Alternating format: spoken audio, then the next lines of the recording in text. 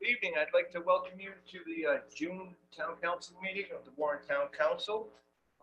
First order of business, could we rise and say the Pledge of Allegiance? And I would like to ask Russ Mello, a former planning board member, to lead us. I pledge allegiance to the flag of the United States and to the republic for which it stands, one nation, under God, indivisible, with justice for all. Thank you. Okay, first on the agenda, we have some swearing in of officers and some commendations, and I'm going to ask Vice President. Oh yes, public. And is there anybody that would like to speak on something that is not on the agenda? Okay, that was the public comment period. So now we're back to the swearing in, and I've asked our Vice President.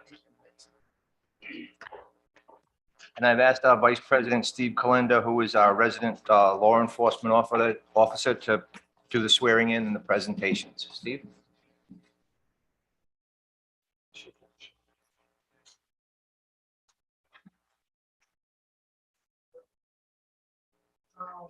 No, I think I'll be close.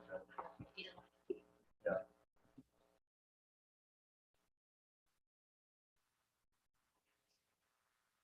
I believe, could you come forward, please? Yeah.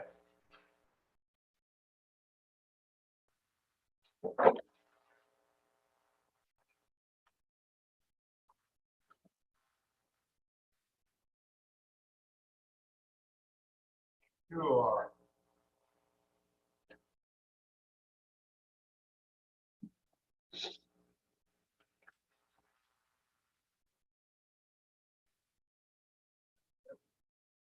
Me. Donald, Illinois, you are hereby notified that you have been appointed to the office of detective. This is your official oath of office. Please raise your right hand and repeat after me. Actually, will not repeat after me. I'll just swear you in. You, Donald, Illinois, do solemnly swear that you will be true and faithful unto this state, and support the laws and Constitution thereof, and the Constitution of the United States.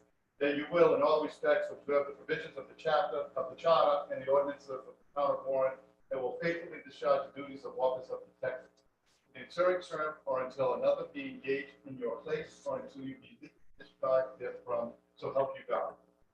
I hereby certify that the foregoing oath was taken before me, the aforementioned Donald, Illinois, on this 14th day of June 2022 in the town of Warren, the county of Bristol, in the state of Rhode Island. Congratulations.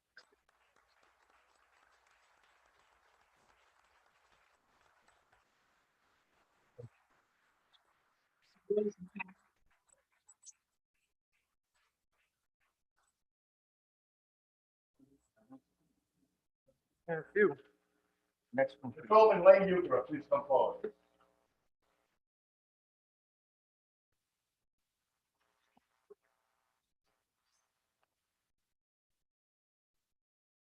Patrolman Utra is before council, and I would like to read the recognition of this certificate.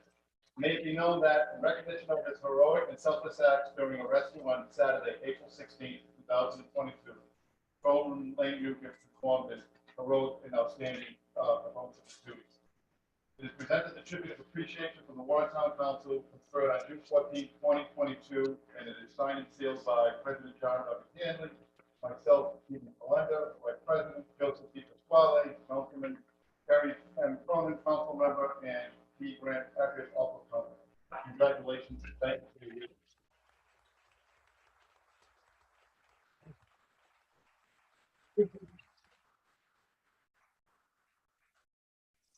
Now we have the voice. No, you got to do the. Oh, yes, thank you. It might be helpful. Yeah. So, folks, on April 16th, approximately 4:44 in the morning, police and fire were dispatched to 18 Crescent Street for an active house fire. Patrolman Lane Utra was first to arrive on the scene. Patrolman Utra advised dispatch that a wooden fence, siding of the house, and the main electrical service was on fire. Smoke was beginning to enter the residence. Without hesitation, Patrolman Utra entered the residence, able to safely evacuate several tenants and their pets. One tenant was an 83-year-old female. She was fast asleep in her bedroom, and she had no idea this was going on, and startled and unable to come out on her own. Patrolman Lane Newbury carried the 83-year-old female from the bedroom to the front porch, where she was attended by rescue personnel. Patrolman Lane Newbury engaged in immediate life-saving measure. His actions led to the rescue of 5 adults, a 4-year-old child, and many pets. All tenants lived in the duplex at 18 Pleasant Street. This command is aware that the responding patrol officer Lane Newbury engaged in immediate life-saving measures. His actions led to the evacuation and prevented potential fatalities. Hence, Patrolman Lane Newbury is hereby commended for his successful efforts, bravery, and devotion. Signed by Chief Roy Waters.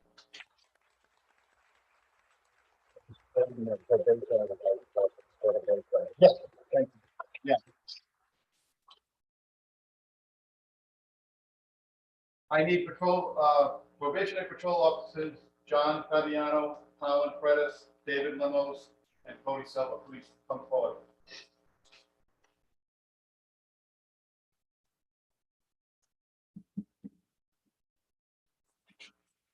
Good evening. Tired to get walked around yet?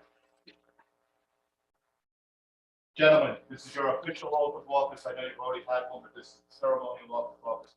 Please raise your right hand. You are hereby notified that you have been appointed on June 14, 2022, the office of probationary patrol.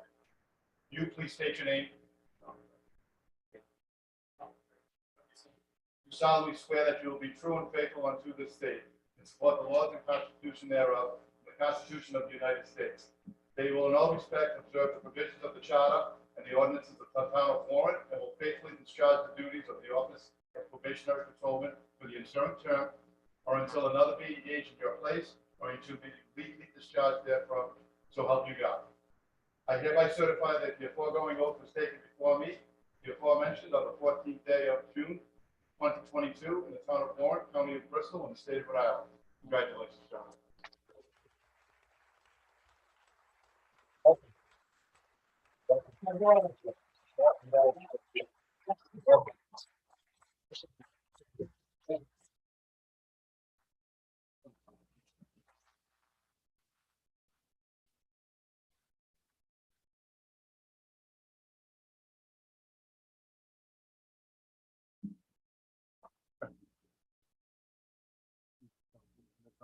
Okay, yes.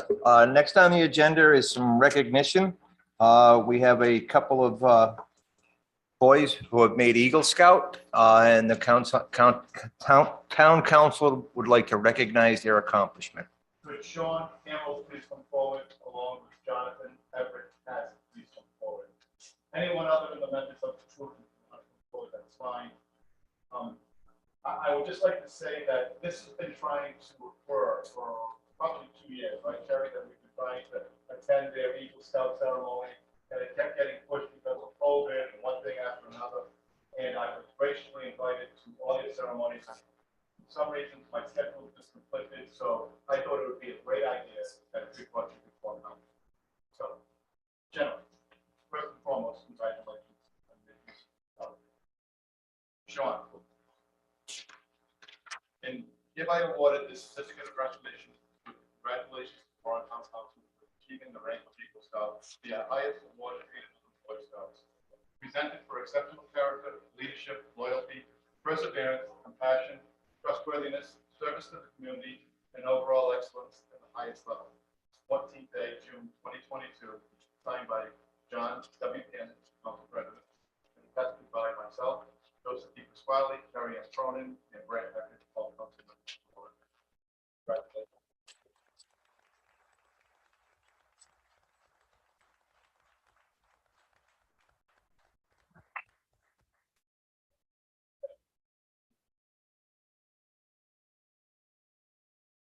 Jonathan Everett Hassett of Troop 6 is hereby awarded the certificate of recognition for congratulations to Warren Town Council for achieving the rank of Eagle Scout, the highest award attainable in Boy Scouting.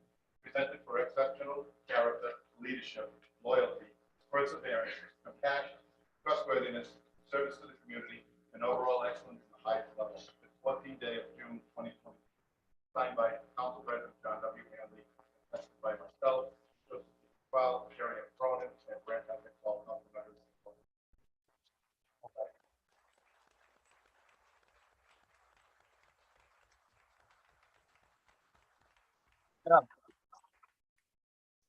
All right, we're gonna give Steve a little breather now. Absolutely. We always, we need to always remember the adult leaders that gave their time to these children and watched them become men. And Sherry Amaral and Virginia, you guys are the best. I've worked with you at the troops, and without you, this wouldn't happen. So, and also Chief Borges, you're doing a good job with your new recruits and all, but those are the behind the scene people that make it happen.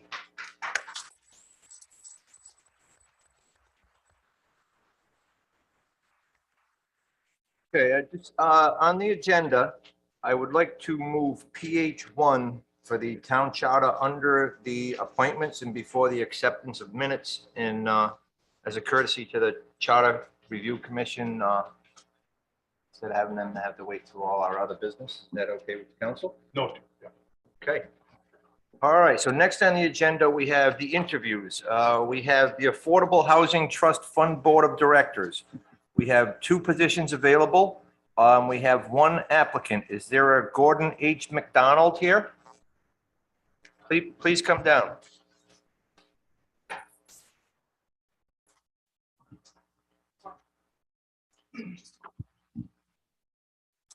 Please just give us a Hello. little rundown on yourself and what you're looking to do.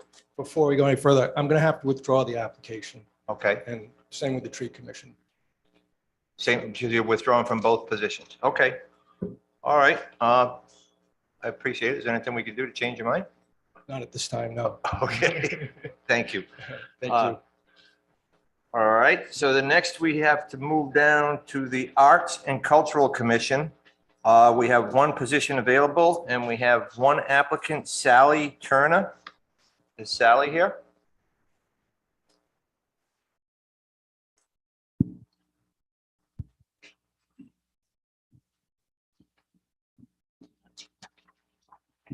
Hello, do you want to just give us a brief rundown of yourself and what you're looking to do with the Cultural Commission Board? Absolutely. Thank you very much. Sally Turner.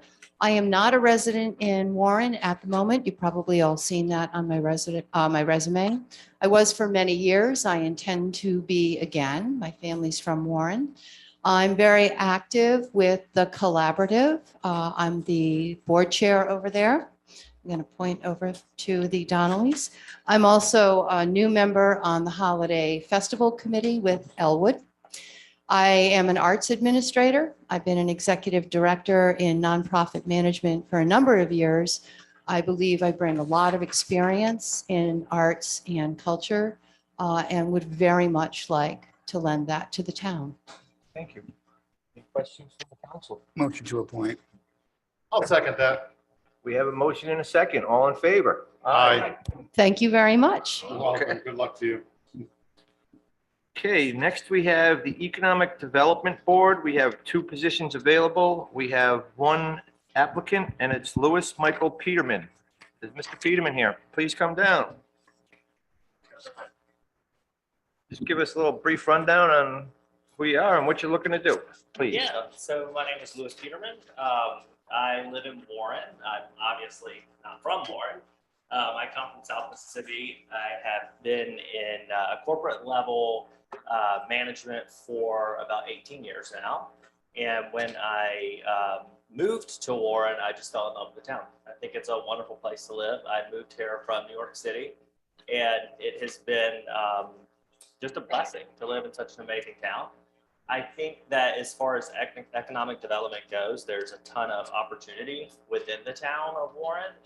And I think that it would be exciting to kind of bring some young and interesting and different ideas to the town.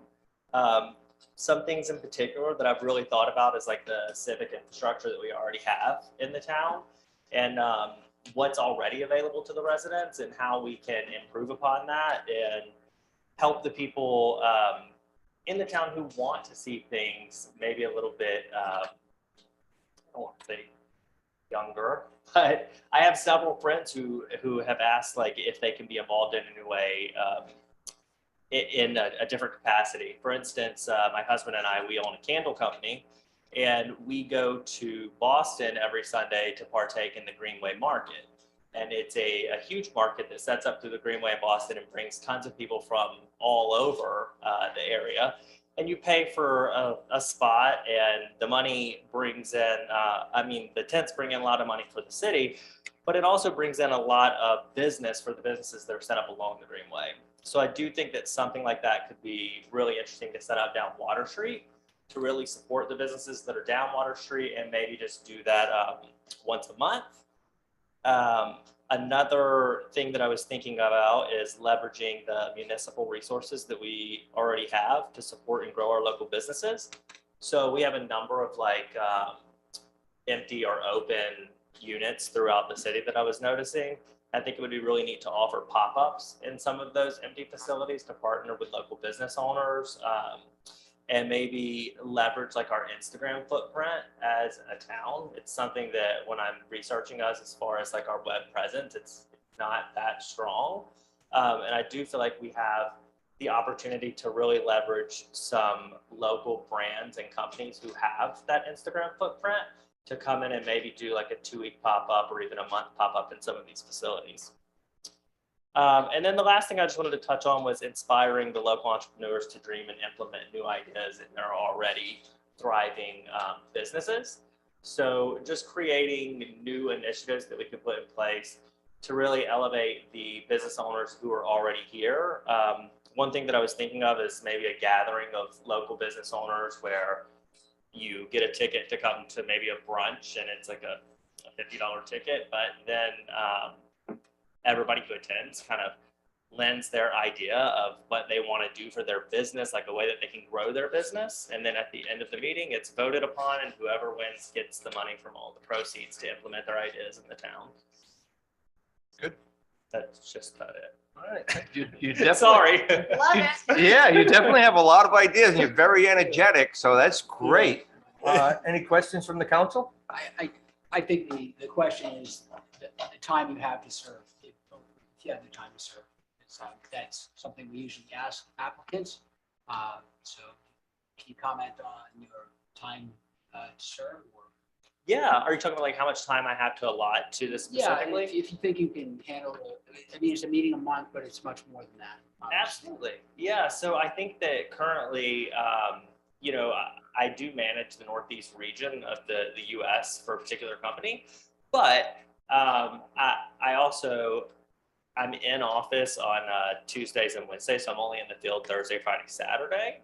I definitely think that I have the ability to manage my time appropriately, or I wouldn't be putting my name out there for the position. Understood. Bob, what day and times does that usually meet? Fluctuating. Yeah, neither one of those would work fine for me. Thank you. Thank you. Any other questions? Yeah, I never liked that question. I always figure that if you're applying, you've got some desire and some time to give, so. I think it makes sense, but it's, I think I definitely have, I definitely have the ability to manage my time. You want to be here, are you sure? Joe says that, but I used to be the one that would always ask that With question. Dave Ferris before that, so I've been sitting for 20 years of, do you want to do what you're asking to do? Good luck, bring that enthusiasm forward, make an idea a reality. I'll make a motion to appoint. We have a motion? Second. We have a motion and a second. All in favor? Aye. Good luck. Good luck. Okay, next we have the Tax Board of Assessment Review. We have one position open. We have no applicants.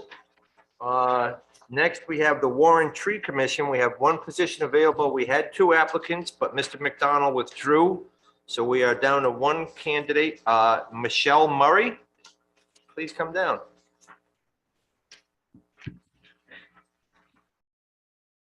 Good evening. Yes, well, let's see. I'm a Rhode Island Master Gardener and a member of the Wild Plant Society and the Rhode Island Tree Council. And my background is in education. What I'd like to say that I can enhance the work of the Tree Commission with is in 2 areas. One is in outreach and informational outreach, I guess, to residents of the town in areas such as how to recognize invasive plants and how to deal with them, because these sorts of weeds have a seriously bad impact on local trees. And also to advise people what are the best trees to plant, what will they have the best success with in their at their residences. So those are two areas of outreach that I could be of help with because of my background in education, writing, and yada, yada, yada.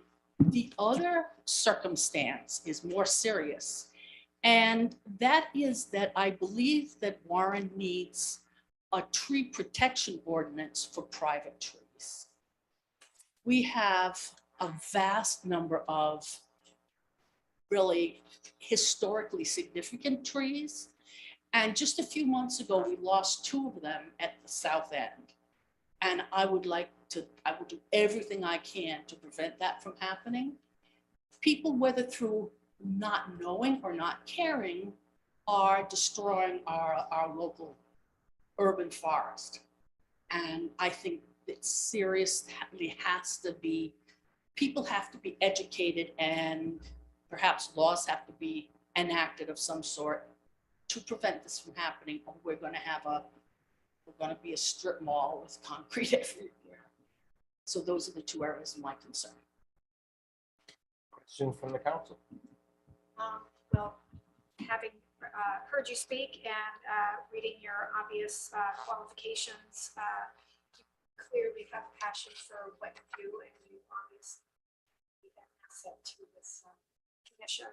I like what you're saying. I would make a motion to appoint Michelle Murray to the tree commission. I'll second. We have a motion and a second. Any other discussion? All in favor? Aye. Aye. Good luck. Okay.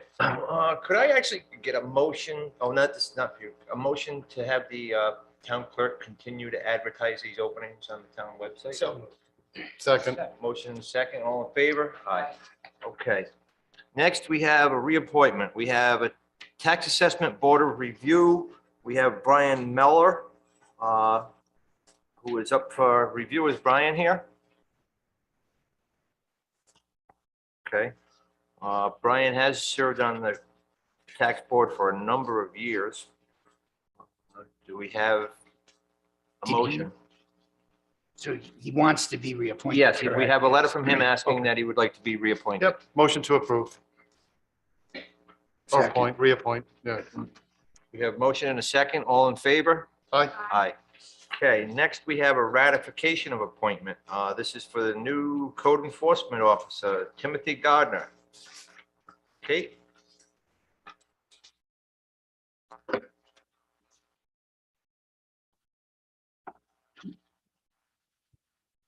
So if the council pleases, I would like to request ratification of the appointment of Timothy Gardner as the code enforcement official. Many thanks to the building official who helped with the process of searching for the proper candidate for this position. Obviously, it's a very important position, and we were lucky enough to find someone who has direct experience as a code enforcement official. So I think he's going to be a perfect fit. He is ready to get to business, and would like to request the council's ratification of the appointment. Any questions from the council? We have a motion to ratify the appointment. So moved. Second. Motion and a second. All in favor? Aye. Very good. Keep them busy, Matt. Keep them busy. Next, we have, that's all right. So after that, oh no, we have one more. Appointments. We are looking for appointing an alternate plumbing and mechanical inspector and an alternate electrical inspector. Kate, would you like to speak on that again?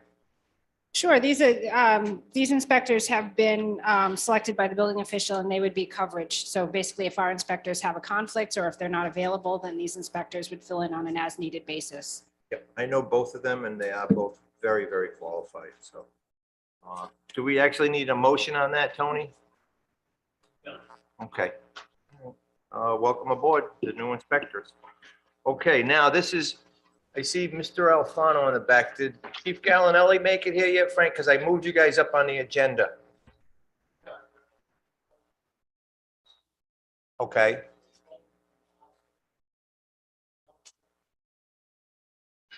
Would you like me to move it back down the agenda a little bit, or do you want to go now? Okay, what we'll do is we'll move it down, and when we see the chief come in, we'll bump it up. You're welcome. Okay, so now we are on to the minutes. We have the the Tuesday, the 10th of May, 2022. This was the budget hearing meeting. Do we have any amendments or?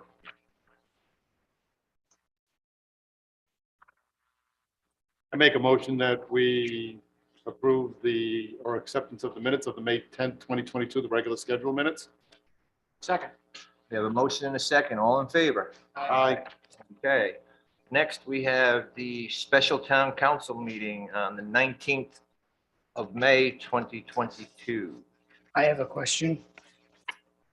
Mr. DeSisto, how do we make a correction to the executive session minutes?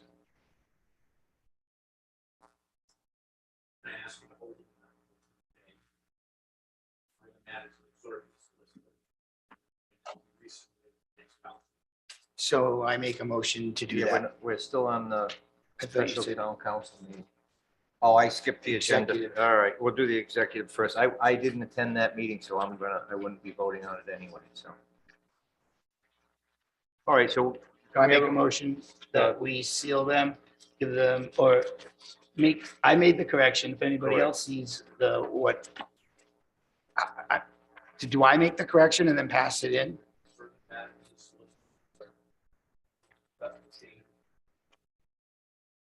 I want you to hold it. So we hold these. I'm gonna pass mine in because I can't vote on it anyway. Oh, okay. All right, so we're gonna get new minutes issued, okay. All right, so that being said, now we're at the special town council meeting for the 19th of May. I didn't see any corrections. Motion to approve. Second. We have a motion and a second to approve the 19th of May, 2022 meeting. All in favor? Aye.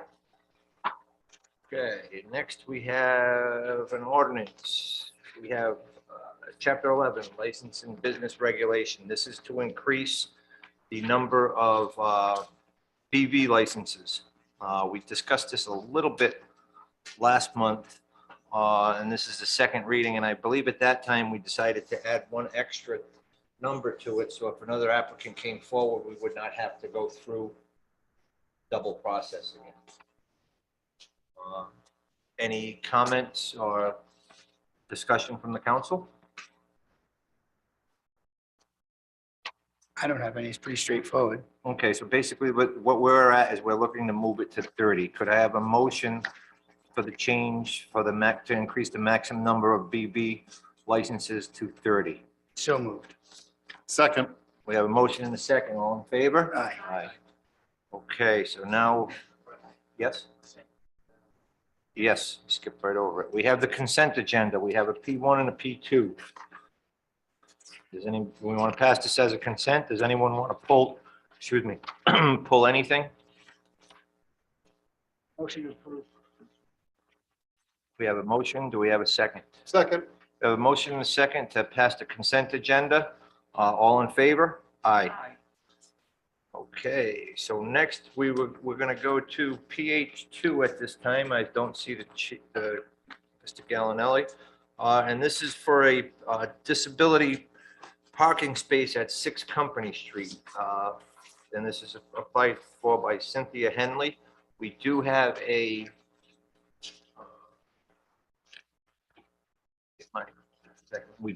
report from the traffic committee, and they are recommending approval.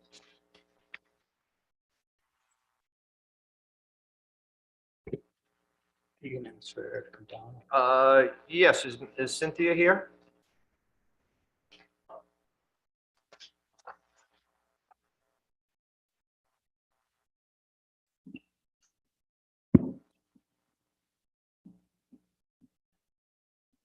Good evening. So I see you've asked for a handicap parking space. The traffic advisory group we recommend that we approve it. Did you have anything you want to say on this? Thank you. Well, we didn't approve it yet. Oh, well, the traffic- I'm happy that they approved it. No, it's just that, I was born with a handicap. It's getting worse. Yeah, there's nothing else to say about it. I don't care to share Okay. that much. No, that's fine. Any questions from the council? I do have a question. Is this handicap spot used as long as Ms. Henley wants to use it, and then it goes away? What we would be doing is creating a handicap spot that's available for anyone that has a placard on it. Correct. So it's not just designated Right. to here, it's just we're putting one close to the proximity of where you live. It may just Exactly. end up right on your curb. Right. So, yeah, so, yes. So, and it would, You get my question? yeah, I understand. Yeah. Right, yeah, Yeah. it's, I don't know, probably if we create it, we would have to take it away, so. Yes. Once But we since put the a traffic control, sunset clause, but I don't know how we would monitor that. Anthony? It is not a person. What? It will be in space. So, yeah, it doesn't mean perhaps spray or whatever. And that would be something. that would- Yeah. Okay. So I think that'd be a continuous supervision. Traffic advisory. Okay. but since they already had the fire chief look into it, it seems like it's fitting. Appropriate now. Yeah, it's appropriate. Yeah. But when you do it, that space lives. That's right. Well, I've lived there for 18 years. I think I'll be there at least another 10, 20. We hope, We hope you longer all than at that. least that. Yeah. Come on. At least You know that's all. you get my questions. It's- Yeah. No, I'm not. Yeah, I understand. I'll make a motion to Wait, approve. wait. Oh, we got one comment? What's a public hearing? Is there anyone from the public that would like to speak on this application? Okay. Motion to close. Motion to close the public hearing.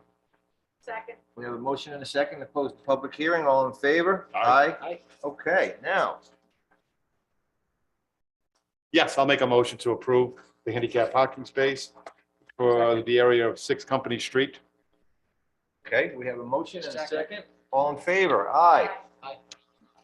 Thank you again. Good You're luck. welcome. You're welcome. Yep, good night. Okay, next we have PH3. This is a request for a Class BV beverage license, and this is from Square Peg Corporation. Yes? May I recommend that you? Anthony, you need the microphone. Oh, right. May I recommend that you also combine P3 and P4. P4 with that application, so they're heard all at once. Okay.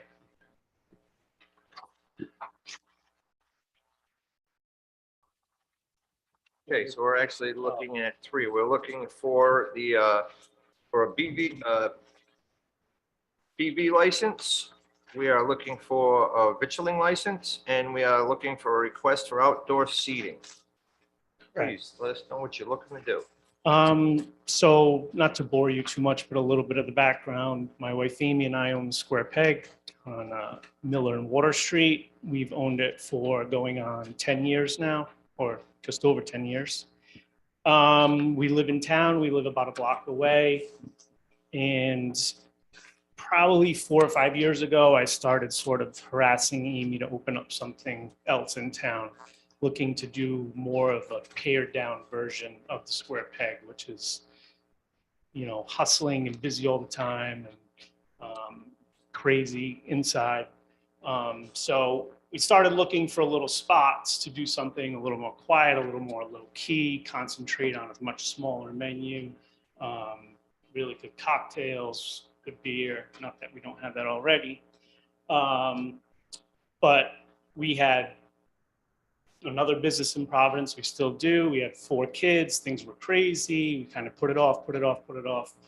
And then we realized that one of our biggest assets at the Peg was our staff, who's here today. So we thought to ourselves, why don't we talk to them about bringing them on as employee owners? And once we started talking to them, we were like, this seems like it's a little more doable for us. We can free up the time. We can sort of start it off with them, but they would end up controlling it at least a portion of it. So also bringing in a younger generation. So we started looking around a couple years ago at spaces. We wanted to stay local. Like we said, we have young children. We just came from KMS at our boys' 8th grade moving up ceremony. And then friends of ours bought the building where Sprout was at 489 Main Street and recommended to us that we come take a look at the space. We brought our staff over. We all fell in love with it. We thought it was a great spot. We love Main Street, love the town. So that's sort of where we're at. My mind was preoccupied, unfortunately. I didn't really have a chance. I was, Do you want me to say it again? I think you want to do a pared down version, smaller. Of the peg. Square peg. And you and Amy thought about this 4 years ago. Wow, you weren't listening. I wasn't. I was discussing something that I thought was important. Yeah, we've been talking about it for a while. We're going to bring on some of our staff as employee owners to get them involved in it, in the ownership of it. We've been looking around for a number of years, and then Scotty and Angelo bought the space. We're friendly with them. Angelo, who owns Tony's Seafood, is our seafood purveyor. They actually brought it to our attention. We all looked at the space and loved it. And All right, I got caught up. Thank you. All right. So why don't we get to the nitty gritty? When are you looking to open? They're kind enough to, if we do get approval, to give us 3 or 4 months of rent free to work on it. So we'd be looking fall, winter. We all know how that goes. Although that building is in really good shape. It's not a huge amount of construction. As you can see, they are doing the facade in the front. They pulled off all that exterior. So it's not too much that we'd have to do. So either September 1st or October. Hopefully, yes. Hours? We'd be looking for nights only during the week and probably Saturday and Sunday lunch and through nights. So when you say nights? Midnight till five- midnight, 5 to midnight. 5 to midnight. Saturday, Sunday, probably noon to midnight. Is this in compliance with the zoning ordinance? Would they need any zoning relief for? We went Already got it, for, okay. last month. So you get your zoning approval. Correct. Was it contingent on getting council approval? Or did they just grant the approval?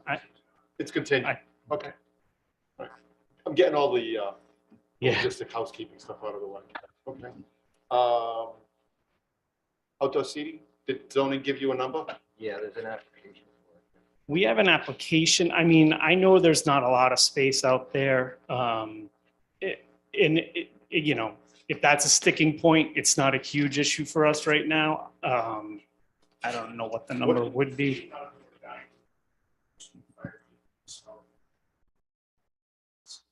Okay. Very similar Yeah. when we did the. Yeah, no, I was COVID. just I curious. think, and just, we've talked to designers. We didn't want to get too far out in front of ourselves, but we have brought some designers in there. I think seating capacity wise, I think you're maybe looking at 35, 40 seats tops. What they get from? Do you remember? I don't think yeah, I don't think it would be even that. Okay. All right. That's all I have. Any Thanks. other questions from the Thanks. council? Yeah, my questions were going to be about what your intentions were as far as outdoor meetings. I'm sure you are aware of them. Concern on a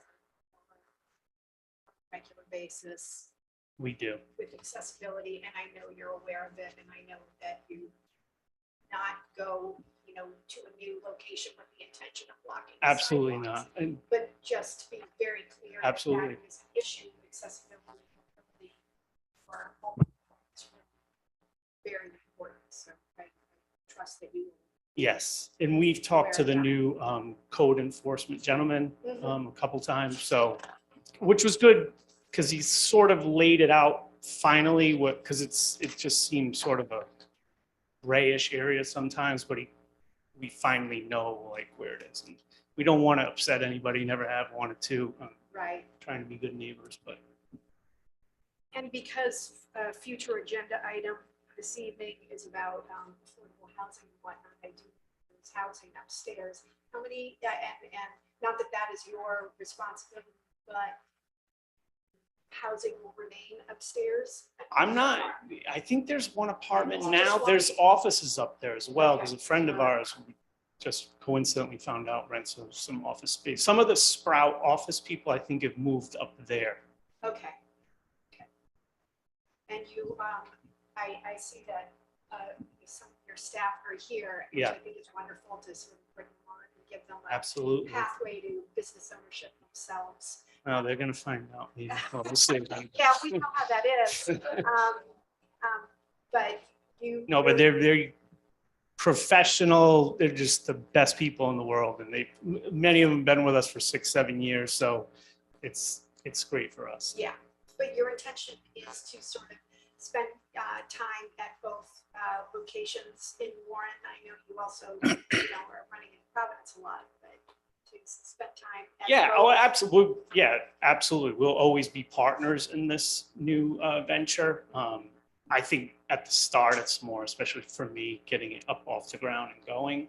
But then I'd love to step back and let them totally run, take all the calls. And you have no application in for entertainment? No, Okay. no, it's not in the cards. All right. Yeah, that's all I have for questions.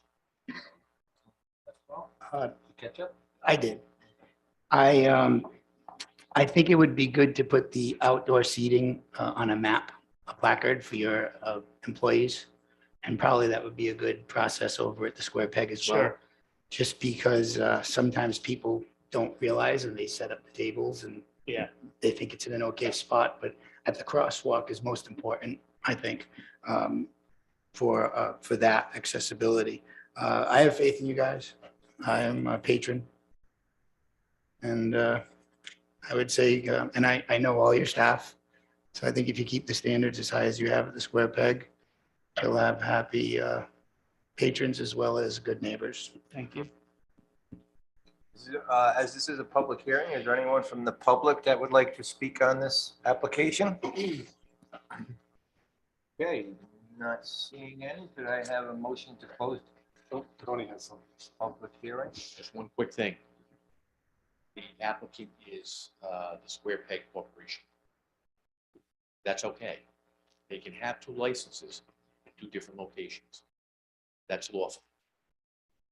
However, if there is going to be new shareholders coming into the corporation, that's viewed in state law as actually a transfer of ownership. Okay. So each time your employees come on, if you retain it as a Square Peg Corporation, Yeah. you'd have to So we'd have to come up and be a public hearing. Sure. If there comes a time when you don't want to have, for your own purposes, I'm not giving you legal advice. Yeah. But you may determine that you want to have another corporate entity have this second restaurant. That would also require a hearing on the transfer of the liquor license from the Square Peg Corporation to another entity. You might want to do that for other purposes. Yeah. Just so long as you know that this is something that's lawful and can be done. But as changes come on, there's a stock option program with your employees or whatever. Every time that happens, you need to come back. Yeah. I got it. Thank you, Tony. No, I think, we didn't want to get too far out in front of ourselves and wait for approval first, and then we'll go through this. And that might be the case that we might have to come up and ask for the transfer, but thank you, appreciate it. The paperwork now is in order of action. But I just wanted to let you know. We have a motion to close the public hearing. So moved. Oh, sorry.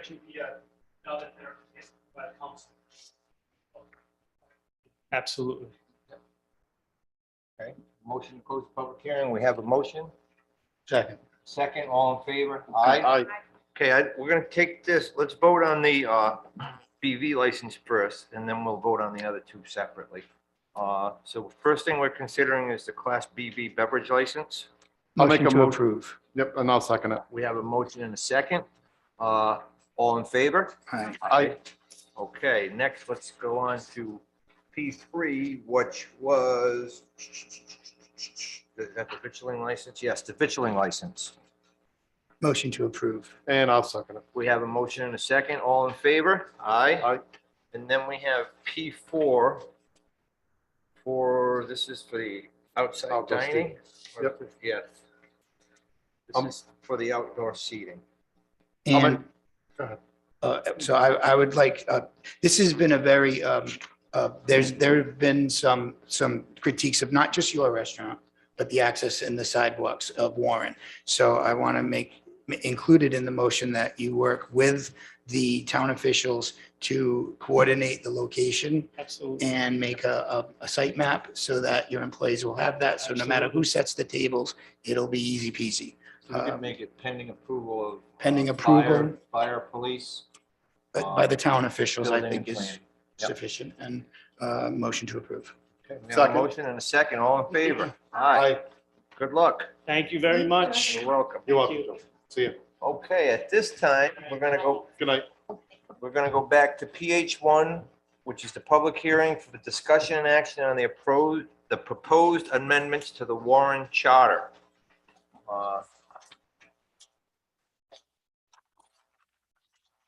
You don't want to just take you. Mr. President? Yeah, all right, let's do, yeah, all right, we'll do it. Hang on a second. We're going to take care of this little housekeeping to get these people out of here. So we did that. We did 3, we did 4. We're going to jump to P5, which is a request for a one-day entertainment license from Brian Rafferty, 31 Denver Avenue.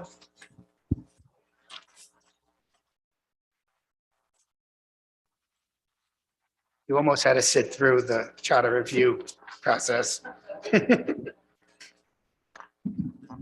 How we doing? Thank you. Thank you for hearing. Looking to have a little party with a DJ. Explain what you're looking to do, please. Just have a friend of mine that DJs, and he offered to, I'm looking to have gone to 8 or 9 wakes and funerals in the past 2 years, so this will have a celebration of life type of party with my family and friends, and he offered to DJ it. Okay, you're looking at 1 to 9? That's what Yes, the sir. time frame is. Okay, any questions from the council? Are your, all your neighbors aware of this? Yes, No problems? I mean, have they vocalized no, any concerns? All right. Any issues with I live on police? 31 Denver Ave, if you know it, I'm at the last house on at that end. Oh, yeah. It's on the I just, residence. I really have 2 neighbors. I don't remember where the location actually on the street was, but Just want, any issues with police or fire? Okay, Yes, I call him. fire's okay. All right. Thank you. Can we have a motion? So moved. We have a motion to approve the one-day entertainment license. Second. And a second, all in favor? Aye. Good Thank you very luck. much. Thank you very much. Okay, now we're back to the Charter Review Commission. Okay, basically the way I think we should have, yeah, I know. oh, I didn't. I saw him. I just saw him walk in. Yeah, there he is. You guys want to come on down? Join the party.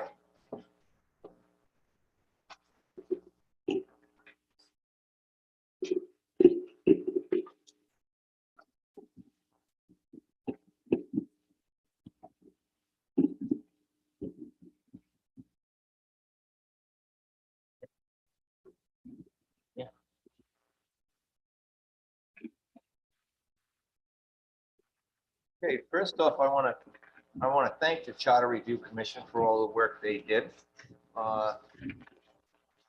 It takes a lot of time and effort.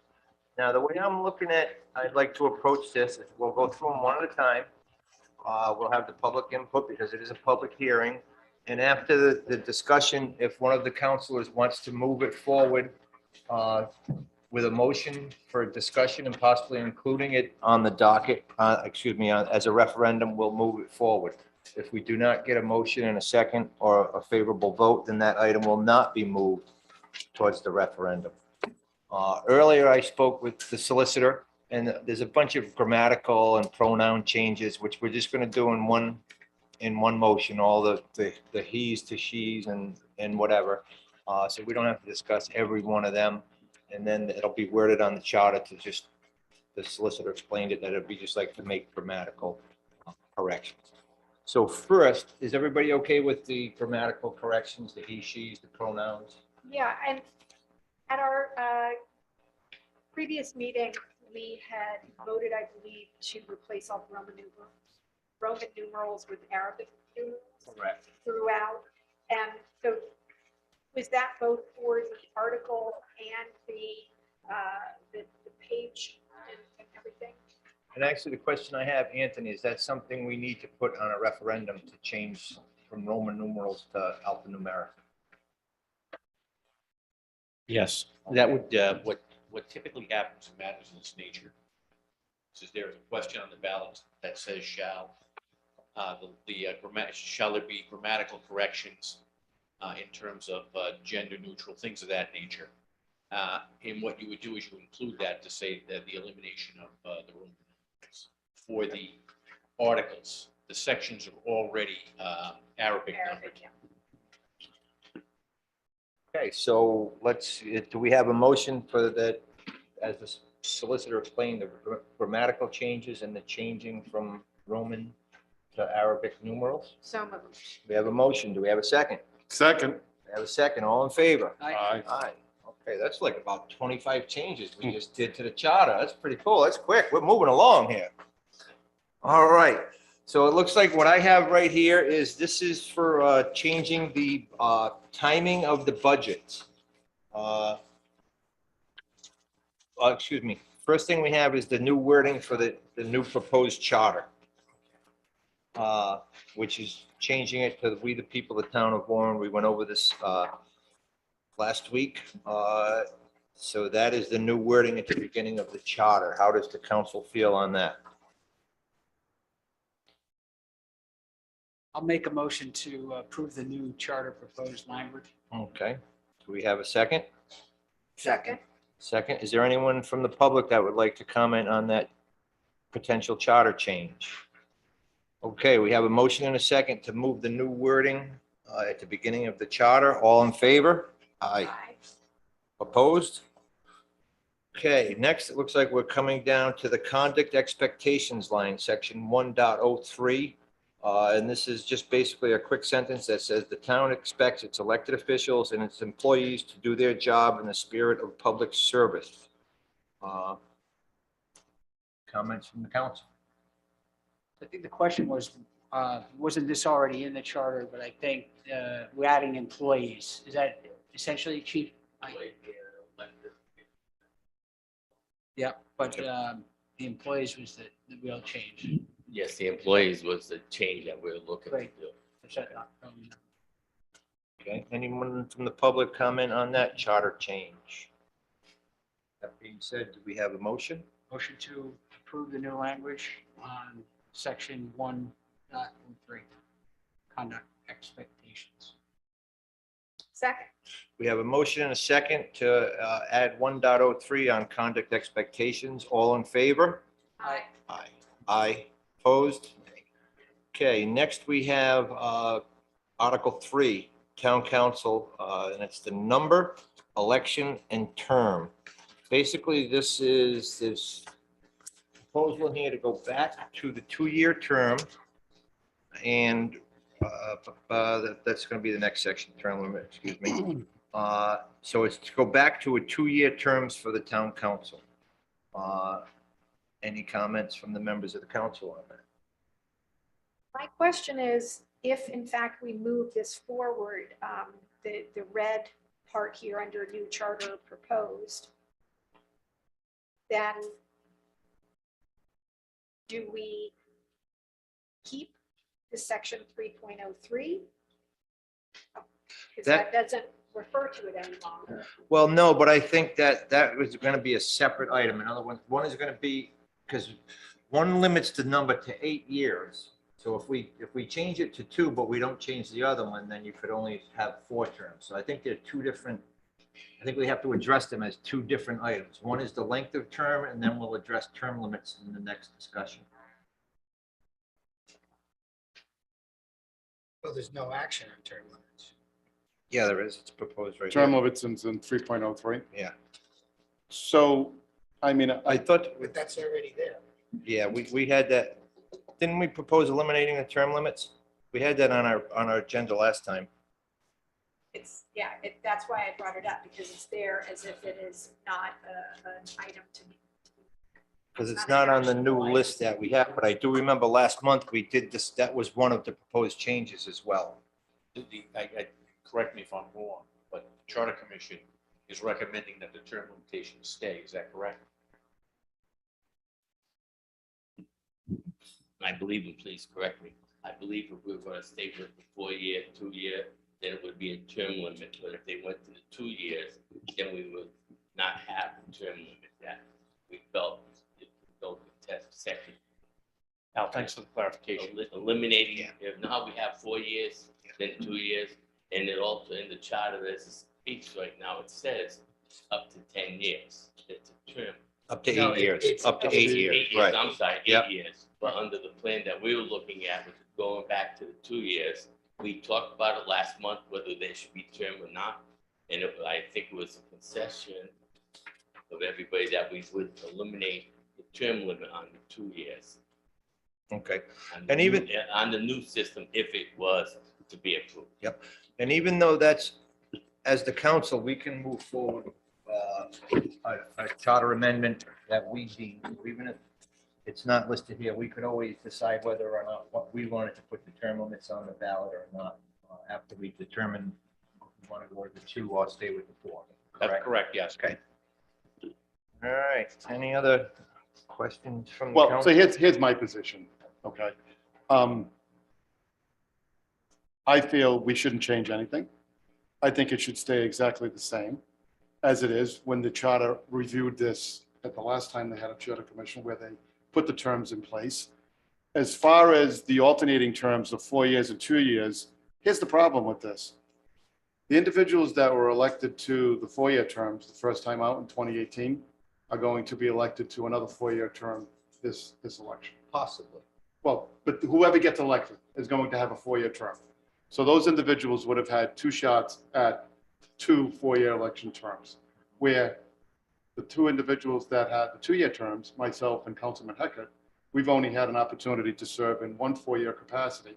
So the Charter Commission is presenting of cutting our terms in half in the new time when we're up for re-election in 2024. It's not fair and it's not right, and I don't support it. I don't If we're- believe they are. I think That's exactly Yeah, what they no, in other do. words, the next time he's up for Yeah. election, everybody would be up for a 2-year The election. 2-year terms start in 2024. If we're going to have 2-year terms start, then they should start in 26. But I thought Mr. Alfano's calendar stretches out several years to make sure that To 2024. Not what I'm reading here. I thought they were taking that into account so that it all got neutralized. Mr. Kalender is absolutely right if that's what we proposed, but we didn't. What was proposed is to make sure that everyone sitting here gets to serve out their term, and that the 2-year term would not start until 2026. Right. Right. Yeah, but my term expires in 24. My 4-year term that I got elected to, because Brant and I were the 2 vote getters we went in the top 3. We didn't get a 4-year term in 2018. We got a 2-year term. Our 2-year term expired in 2018 to 2020. Then we got a 4-year term when we were reelected. The top 3 elected individuals got a 4-year term in 2018. They're up for reelection in 2022. They're going to get another 4-year term in 2022, which carries them to 26. So if we're going to go back to 2-year terms, let me finish, please. If we're going to go back to 2-year terms and everybody's going to have an opportunity to get a 4-year term, then the individuals that are up for reelection in 2024 should have an opportunity to have that be a 4-year term. Because that would be the entire council that got 4-year term opportunities in 2018 when it changed. I don't disagree with you. And that's covered, except you'd have to get, that would be a 2-year term and 2 4-year terms. Is that what you're telling me? My term expires in 2024. Right. And ours So how many expires in years will that 24. be that you'll be on the council? 2 years, 2018, 6.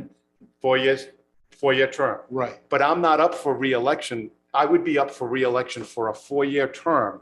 And I'm not saying me personally, I haven't even decided if I want to run again. Okay, but the seat that I sit in is up for a 4-year term under the current charter. But based on your proposal, you would take that seat and turn it into a 2-year term. But Mr. Kalender, I think that what ends up happening is you fall under the 8-year cap. So if So I you- had a conversation with that, with the council, with the solicitor, when I first got reelected in 20, that would I be term limited? And he wasn't 100% sure if I would not have been term limited because I would have reached my 10-year cap. I'd be over. Well, it. 8-year, Eight-year 8-year, cap, yeah. what the formula you're discussing would put you in a 10-year seat. So I think by default, the reason you're covered is because the first 2 years is outside of this calendar. All right, So- Joe, if you, I don't. Go right ahead. You're the math guy. No, I just want to go by, I had studied this pretty well and hopefully I didn't make a mistake. In 2022, who is up for reelection here? Council President, Joe DePasquale, and Three. Terry My Cross. seat expires. The seat Right. expires. Not necessarily up So for the election. three members shall be elected to serve a 4-year term. That's what Correct. it says here. Yes, In 2024 and every second year after, 2 members shall be elected to serve 2-year terms. yeah, and that's not right. It's wrong. Only because there's a term limit right now. So that if you So ran why for are a- you concerning yourself with my term limit? I'm not concerned with your term limit. Yeah, well, the It's seat, just that right now, the charter, which is the law, I understand that. says that you can't serve more than 8. Correct, so we would Right, have right, to have a right. special election. But when I, Hold on, let's look at. That's why that 2024 phrase is in there. Let's get some- Here's the research that I've been doing. It's on the case law. Most of the cases that you have on a petition, what's known as a quo warranto, this is what we discussed, yes, are to confirm title to the office. So if you have 4-year terms, these 2 guys are running in 2022, they get elected to a 4-year. term. 2024. I'm sorry, 2024, they get elected to a 4-year term. Okay, yeah. They got elected to a 4-year term.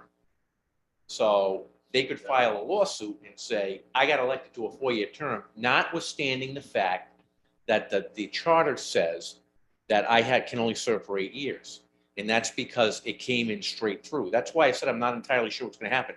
Yes. That would go to court. They could confirm title to the office that they were duly elected to. Now, the analogy, the example is earlier on when I was solicitor was the case of Dougal versus Felag. The original charter eliminated the sewer commission Yeah.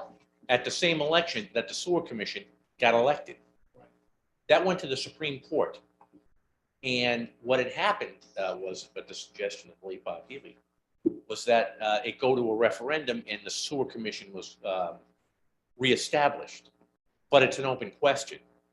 And that's why I gave the advice that I gave at the time.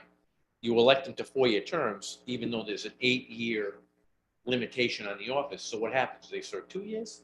Or do they go for the entire 4, which the people elected them to? That's the question. So that in mind, what was proposed was to correct what appeared to be a collision course with 3.02 and 3.3.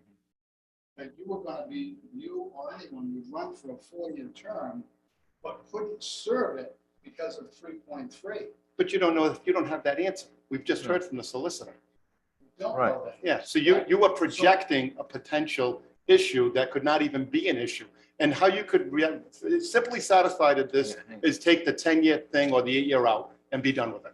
Well, that's also something we can That's discuss. all you had to do. Correct. And leave the Yeah. terms and leave the All alternate right. schedule exactly the way it is. But yeah, this may even be a moot point depending how the Yeah. rest of the council moves on it, so. Well, it Yeah. basically comes Correct. down to 2 questions.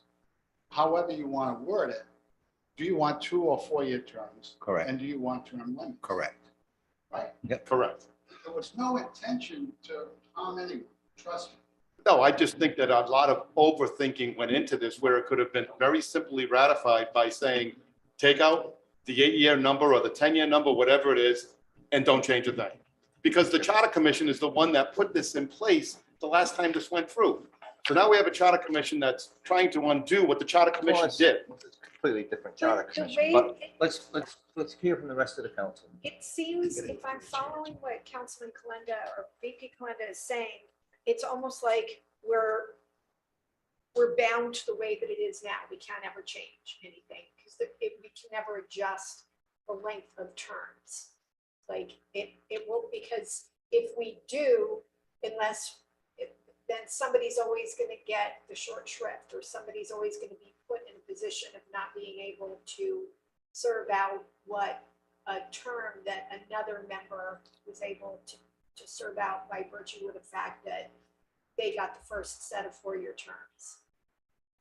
Correct, if we make the change. I'm not saying it's right or wrong, I'm Right, just saying right. it almost feels like we're stuck in the We can make adjustments and Correct, correction yeah. as we go on. The charter is a living, breathing entity Right. that we can adjust. But the simple solution to this would have been keep it the way it is on the alternate schedule and remove that 8-year number or whatever that 10-year number is, and it's done. No So term you're limits. saying having 4-year staggered terms. with Yes. No term limits. But what happens if we agree, or if there is a majority who says, we're kind of, we're interested in going back to a 2-year term? How do we accomplish that? Well, if we decide that, then we are going to have to come up with some language like this to bring it back into a 2-year term. I don't think it could affect either of the people that have already been elected to 4-year terms. I think their terms still stay at 4 Yeah, years. you're still gonna- Yeah, Correct? Your term isn't gonna get cut off. You're So we would still- have to figure out some formula to get it so everybody was on the same 2-year schedule. Which this did. Well, Actually, what the Charter Commission has done is accomplished that because Yeah. these two, if they run again, they go to the 2-year terms. And even if you kept in the limitation, that would be their 8 years. Okay. So they had to run 3 times for the 8 years instead of 2. And I think that's what the Charter Commission did here. So it works under their scheme, that would work out if that's the policy consideration. The real issue here isn't so much the term limitations is the scaling back from 4-year terms to 2-year terms. This is a bad idea. Hang on, I'll get back to you. Okay. Hang on. Let's keep coming this way. I think Carrie still had more points. Well, just the fact that, somebody at some point, if there is a change, is going to be, if they're choosing to run for reelection, anybody who runs for election in 2022 for town council and gets elected is going to serve 4 years. Because that's what the previous charter said. So we have to live out those terms and that charter, approved charter rule. So if we do make a change in the charter, just as it happened the last time we had a charter review, that even though it was decided that we would go to 4-year terms, the people who were elected at that same time, they were elected for 2-year terms. It didn't take effect until 2 years later. So somebody is going to end up being in that sort of catch, but we can overrule the 8-year term limit and say if you start 2 years starting in 2016, got elected for 4 years in 2018, again in 2022, that adds up to 10. You get a pass for those 2. You don't get term limited out. But then there's the greater discussion, do we want to go back to 2-year terms? Correct. Becker? As I said, the last time we discussed this at the special meeting, I voted for 4-year terms the last time it was changed from the 2-year. There's a lot of discussion about it, and I thought it was the right thing to do.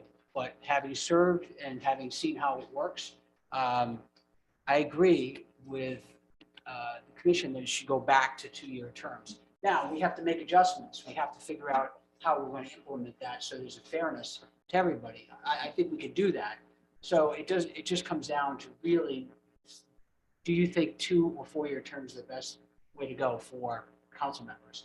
And I agree with the commission that it should go back to 2-year terms. And we will have to make the adjustment to Mr. Clemens' point that, doesn't get short shift. That's shrift. Thank you. So that's my position. I reviewed the minutes and from the meeting, and we actually didn't discuss, at least it wasn't captured in the minutes, the removal of term limits. So in the proposal that we have this evening, your math and proposal seems to make the most sense with the removal of term limits. And upon reviewing the minutes, no action was taken there. I'm sure it doesn't matter because we can do that this evening. But just, I think for the record, although we may have discussed this, it wasn't captured in the minutes. Just letting that, putting that up, the housekeeping out there. I think I remember talking about it. I all in this- I in the think big we did, picture of it, I yeah. think we did too, but we probably didn't take a vote or, No, we really didn't take a vote But on they anything. would've- We just moved, well, actually, we just moved everything forward to the public hearing. so it's not there. So I have no problem with term limits because I'm confident that what we're making the recommendations on this evening is not a final, it's a referendum. So this goes to the public. And if the public wants us to serve 4 years, they're going to vote against this. If they want us to serve 2 years, they're going to vote for it. What we're doing this evening is moving that opportunity forward. So I have no problem with it. I just do think that if we need to add, and Mr. Alfano, I'm looking your direction, if we need to add that for the formula to make sense, that discussion does have to take place about the removal of term limits. Okay? Well, Mr. what, Alfano? what, I'm sorry, Oh, I have another question, but go Okay. go ahead. is this on? Yeah. What is in the charter right now? If you were to just not change at all, Four- either 3.02 and 3.03. 4-year terms with a You're gonna maximum run of into a 8. collision, as we talked about. Someone's, let's take yourself, you're gonna run for office in 2024. And then there's gonna be a question, can you finish your term? That's what you're sitting with right now. We were trying to correct that. And at the same time, we were offering 2-year terms. We weren't trying to mess anybody up. So why were you offering 2-year terms? The committee itself felt 2-year terms were more appropriate, as Brent Eckert just mentioned. Why? What's your basis? What's your reasoning? There were several reasons. Okay? One idea that came up is that serving 2-year terms gives you more opportunity to go out and meet the public. That was one. Number two, there was a 40% drop off in the last election when only 2 people ran for 2 spots. Frank, that was nationwide. Nobody ran nationwide in 2020. There were drops nationwide on candidates running, not just in Rhode Island, not just in Warren. It was nationwide. As far as your opportunity to meet the public, I'm in the public every day.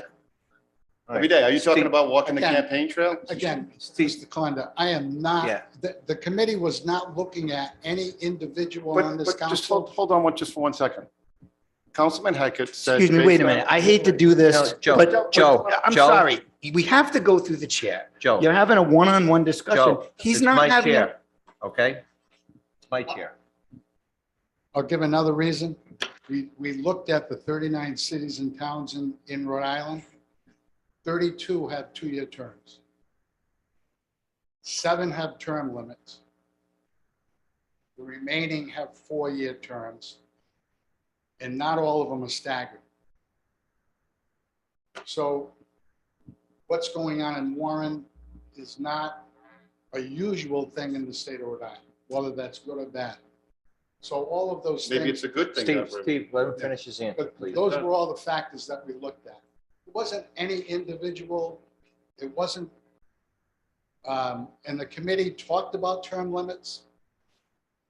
Didn't vote to eliminate term limits to bring to you, and then later on voted to eliminate the term limits. And basically said, if you have 2-year terms, you should eliminate the term limits. Because a 2-year term would serve as a term limit. People could elect you all at once or not every 2 years. That was the mentality that we talked about for the last 1.5 years, and I don't know why my mouth is so dry. Okay, at this point, I'm going to ask if there's any public comment on this particular charter issue. Switching from 4 to 2-year terms. Please come forward, state your name.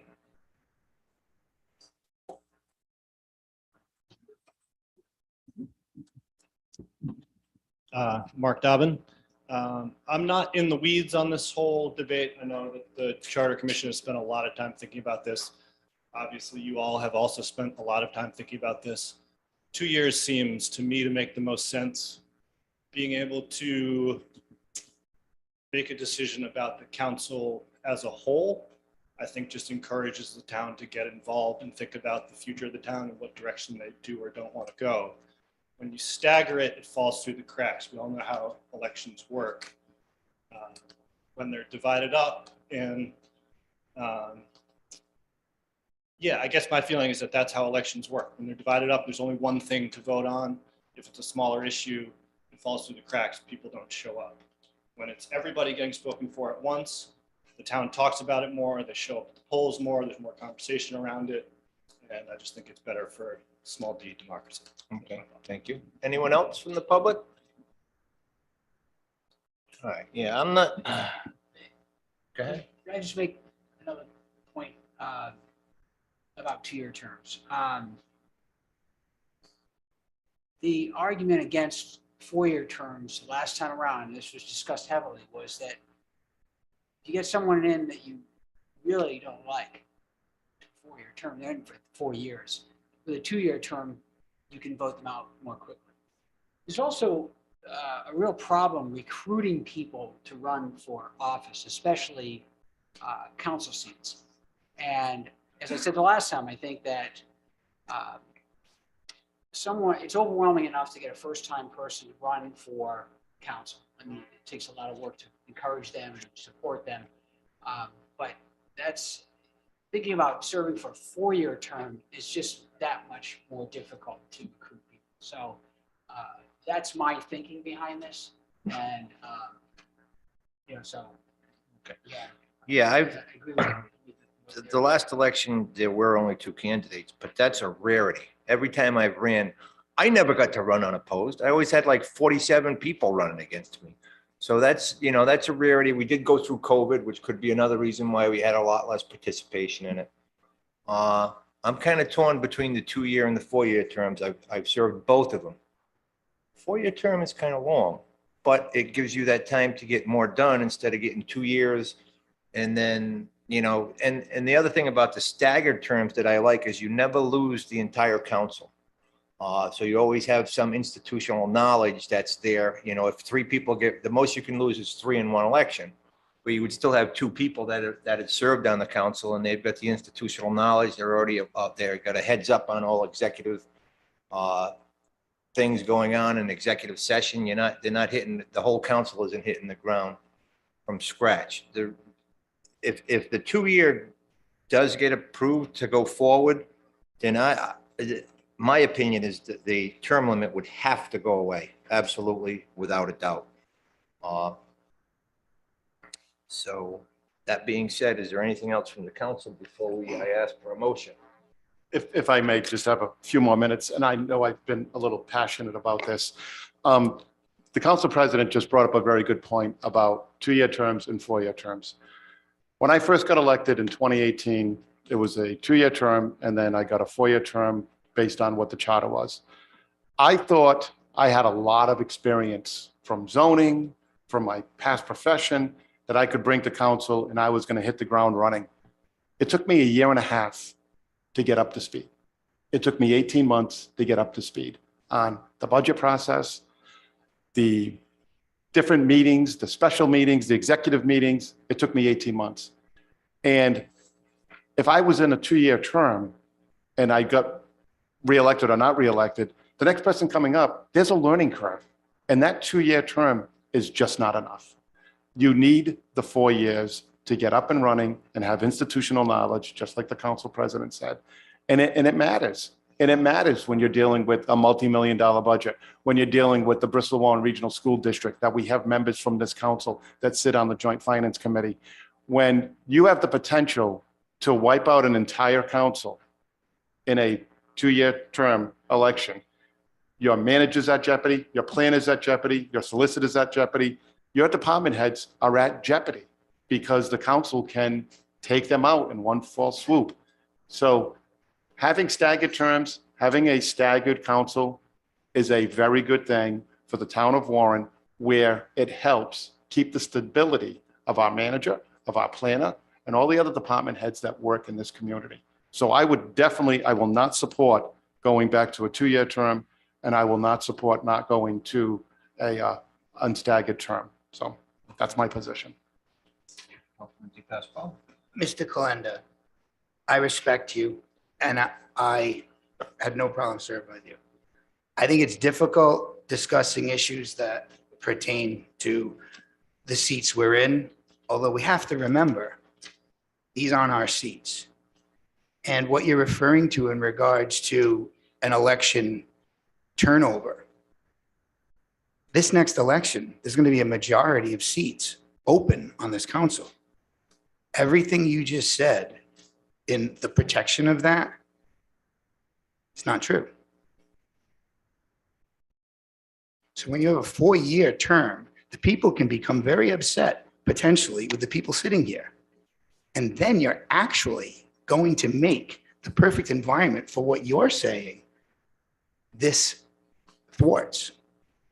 So when you think about it, all the people that you're speaking of being protected in one election, 3 people can get elected because they feel that there was stagnation up here for 4 years and come right in and clear the slate. I've served both terms. 4 years is too long. If the people want this, let the people have it. Give the referendum question to them. And it is difficult to talk about things that directly affect us, but it's not fair or unfair. It's bigger than us. It's the seat. It's how this will move forward. And if the people are happy with your job, they're going to elect you. I respect what you're saying. It feels like a bad situation. But I don't think that the protection that you're suggesting is valid, because the next election is 3 members. So I say give it to the people. If they want us to have 4, they're going to give us 4. If they want us to have 2, they're going to give us 2. We're just moving this process forward publicly. Okay. Last thought before I ask for a motion, Councilman Crowe. My final question is what are the options for language on the actual referendum? Thank you. Is there an option for sort of multiple choice? Like you could vote for this sort of scenario, this scenario, or this scenario, and give, I mean, this assumes that the voting public is going to understand, and this will require some articles and some education, but could we give the public the options? No. No. No. Under Article 13, Section 8 of the state constitution, you put the question on, it's not multiple choice. It's not, the system is not designed for that. What happens is you have a charter. If there's going to be an amendment, that amendment is put on. Okay. And I'm going to take it a step further. If you had choices on that, it would be subject to attack. One of the big issues when you have charter amendments and you have questions, the question is supposed to be a condensation of what the amendments are. You don't place the amendments on the ballot. And if it's confusing, then it can be subject to a legal attack, and whatever you want it to do can be undone in the courts. So it's not advisable. And I don't even think it's lawful. So on the ballot, will the current language or the current way that the charter is set as far as council terms be there? This is how it is. This is your option. There's going to be a lot of work on the language, which I'm going to ask you to approve. But to me, that's one of the most important parts of this whole process, because you got to make sure it's clear enough for the voter to understand. What I'm envisioning now, based on the conversation, if there is to be a change here, if that's the vote, then the question would be, should the council, should the terms of council members be changed from 4-year staggered terms to 2-year terms starting in 2024. And it'd be something like that. Now, believe me, a lot of work will go into this. We'll have to talk to the lawyers at the Secretary of State and everything else. But that's basically what you're looking at. Okay. So it'd be a rendition of what's there now and what the change would be, condensed down, clear enough so that the voter can understand, but also enough detail so it accurately reflects what the council's doing. Well, I share Councilperson Cronin's concern about the language, and you're suggesting that it will be made clear enough, because we're having trouble, getting through this ourselves, and we dealt with it for a while. We kind of know the system, so I can just imagine a voter looking at all of this language and not being able to understand what is it that's being suggested. So hopefully in bold print, it'll say 2-year or 4-year terms. I mean, That's pretty much what the question's gonna be, right? I'm overly simplifying it, but yeah, I think that's my concern. Basically what happens is the voter does have a choice. When the voter goes to vote on it, they'll know that the current is 4-year staggered terms, or it can change to 2 years. If they vote no on the question, it'll remain the same. If they vote yes, then it will change. Okay. All right. I have just one more question. Could the 2-year term start in 2022? You'd run into the same issue, because if you started here going into the elections 4-year terms, the same legal principles that the 2 members that would be up in 2024, if they were going for their if there was a term limitation, be a confirmation of their term of office, essentially. The ones up in 2022 would have that same claim. When the election takes place, the charter says that they get 4-year terms. If the charter is approved for 2-year terms, they would say, I got elected by the people for 4-year terms, I want to serve it out. Then the lawsuit would take place. So the charter revision couldn't take effect during the same election? That's correct, yes. That was what McDougal versus Feelag was about. Yes. All right. Let's, what's the pleasure of the council? I need a motion one way or the other. I will motion that we accept the new charter proposed language for council terms, section 3.02. Are we going to include the removal of terms? But that's going to be the next discussion we have.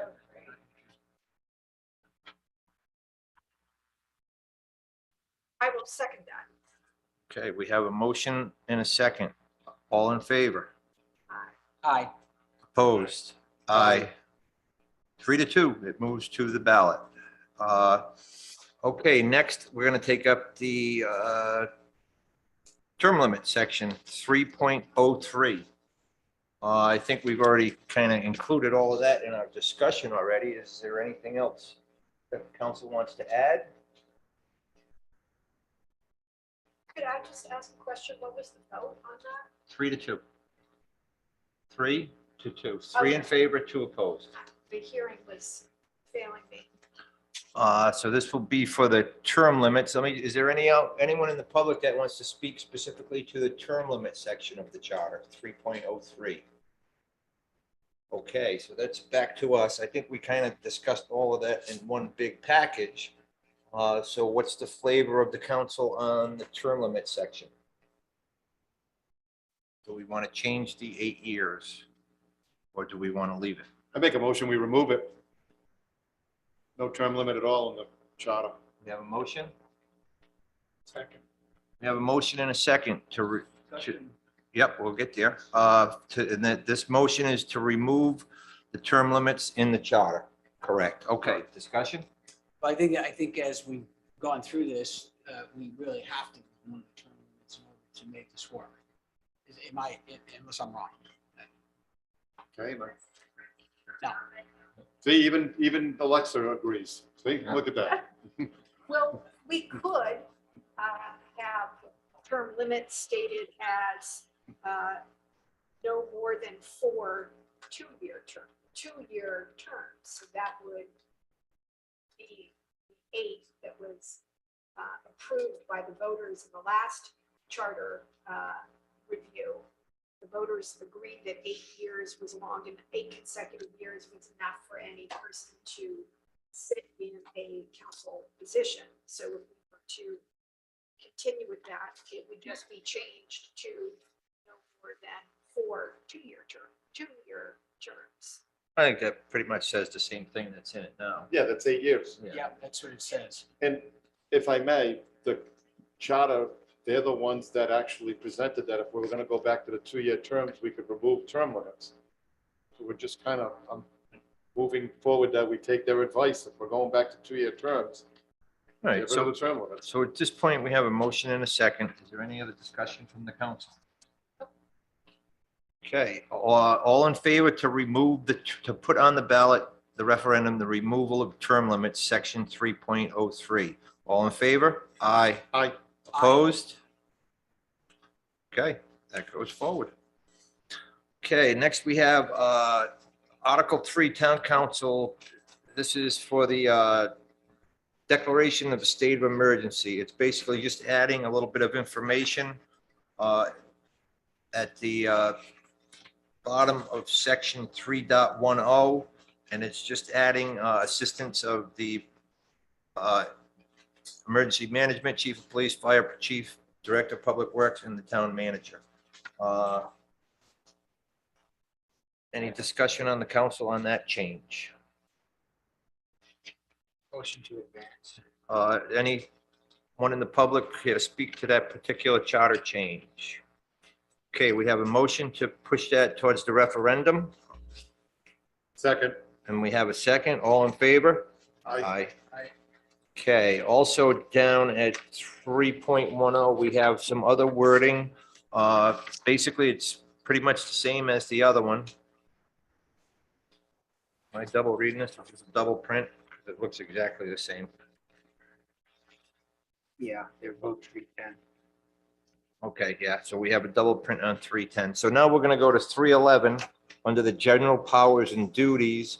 And basically all that's changing is adding some language to appoint boards and commissions established by this charter and to appoint ad hoc boards and commissions, but not conforming as provided, blah, blah, blah, blah, blah, blah. It's basically just putting into the charter the ability for the council to appoint ad hoc boards and commissions as we deem necessary. Any discussion from the council? Whoop, hang on one second. This is section 3.11.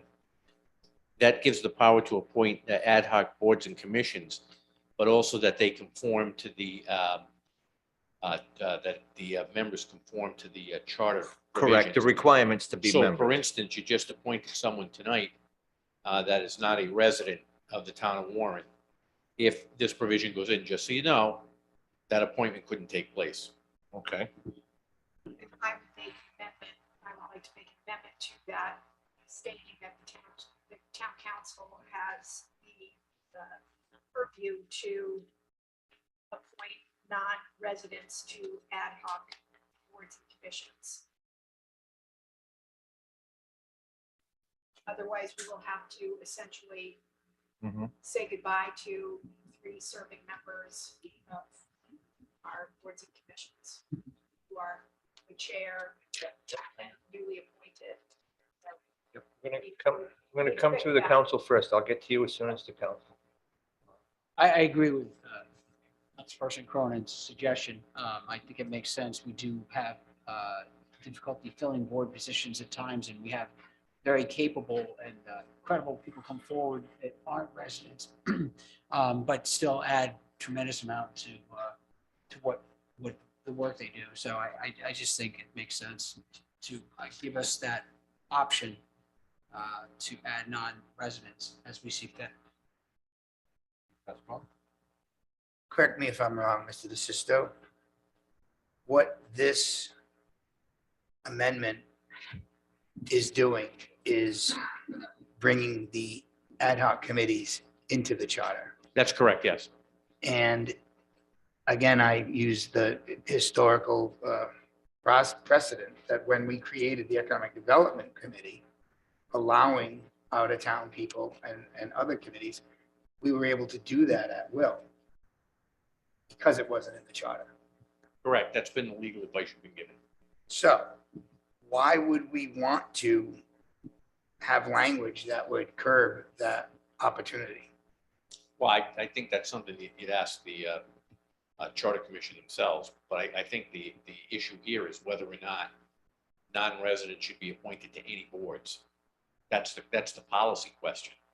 That's part of this, but that's I'll leave not, that to you guys.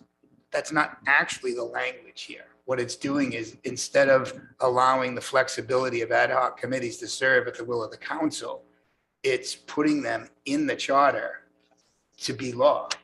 They have to be. President.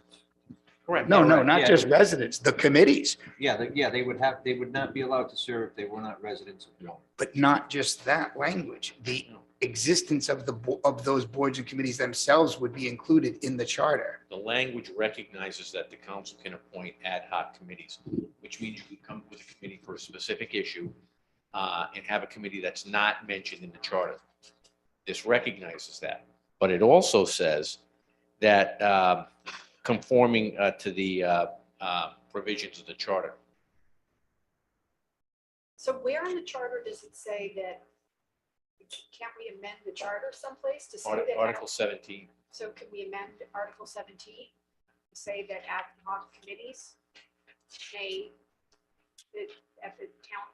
Yeah, councils- I'm not so sure you want to amend Article 17 Yeah. because then you have like zoning and planning board members from out of town. Just for ad hoc. Okay. I mean, that's something that can be done, but and again, I don't want to put words in your mouth. Yeah. Let them Yeah. let them speak to that. Hi, I'm Sarah Weed from the commission, and historically, things have been kind of a mess. I was appointed to the honor roll committee, and I'm still not sure whether that was ad hoc or official, whether my term was limited or whether it's lifetime. Things need to be clear at the time of appointment about whether your commission or your committee is for a certain term or is limited to a year, if that's what ad hoc committees do. My husband was on an ad hoc committee, the Indian Studies, which did include members from out of town. We never did really consider the non-resident aspect. I'm the person who wrote and submitted the arts and culture section, endorsing their commission because it's a commission that's existed for more than a year without any documentation in the charter. And in that case, people are non-residents. I personally think that every commission should allow non-residents. So I'm hoping that that could be established for ad hoc and regular commissions. Okay. Chief, did you want to speak on that, on this? No? I was handing it over to Sarah okay. because it was her that brought this up to the commission. And there was a lot of debate about people from in town and from out of town. And she was able to convince the commission that we should look at that way with a couple out of towns because they may own property in town, although they don't live in town, but they own property. So they do have an interest. So that's why we were looking at, didn't have to be a resident when we talked about this. It Okay, was, yeah, but the proposal, according to the solicitor, this proposal would eliminate all non-residents from all boards and commissions, the way it's worded. Yeah, okay, but there was some on the commission that felt because they were members, they were out of towners, but they own property. Okay. So there was a split there, but the majority wanted to go with the ruling that we have in front of you. Yep. So I have a question for the solicitor. So as we stand right now, if we do not put this in, there are certain boards and commissions that have to meet that section, but the ad hocs, we could determine the qualifications as we require the committee or the commission. Yeah, the legal advice that we've been giving for years is if it's a charter commission, then they have to be all residents. Okay. But if you have an ad hoc committee, then you have a free hand to appoint who you want, even non-residents. Okay, thank you. So then the question is, either go with this language, all residents, or if you want to specify that there's certain committees, ad hoc committees. I think that's what Council Member Cronin is suggesting. You'd put that in and say if it's an ad hoc committee, then you can put in non-residents. But it, and then we have in 1711 ad hoc boards and commissions that gives us the discretion to create them and appoint them. And we just need to have the ability to include non-resident members. That's But correct, yes. But I also think that the Arts and Culture Committee should not be ad hoc, as well as the other task force, the coastal task force, because there are continuing issues. And there's continuing contributions to be made. That's further down where you're looking to put those in the charter. Right, but Yeah. I'm just asking that you consider whether that should be ad hoc or not. And so in that case, if you're saying only ad hoc commissions or committees can have non-residents, that would mean that it would have to be ad hoc. It couldn't be a real commission. We're just, according to the charter, we're supposed to re-up on ad hoc boards and commissions every year. They should be part of our renewal process. At the end, when we're doing all of the reappointments and whatnot in December, we need to say we want to keep the Arts and Cultural Commission going for another year. I would not be in favor of making them a chartered commission if we would then have to remove three of the current members. That would not be a bargain I would make.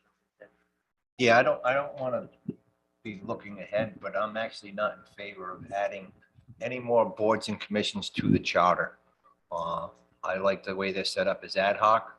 We appoint, we set the qualifications. I don't believe that they belong in the charter. If we put every board and commission in the charter, we'd have another 17 pages of charter.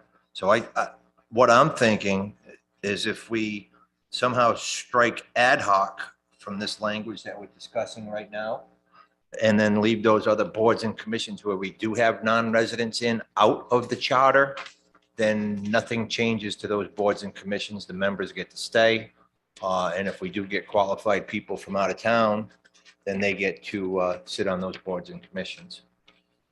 So then that would make number 4 just read to appoint boards and commissions established by this charter, period, end of sentence.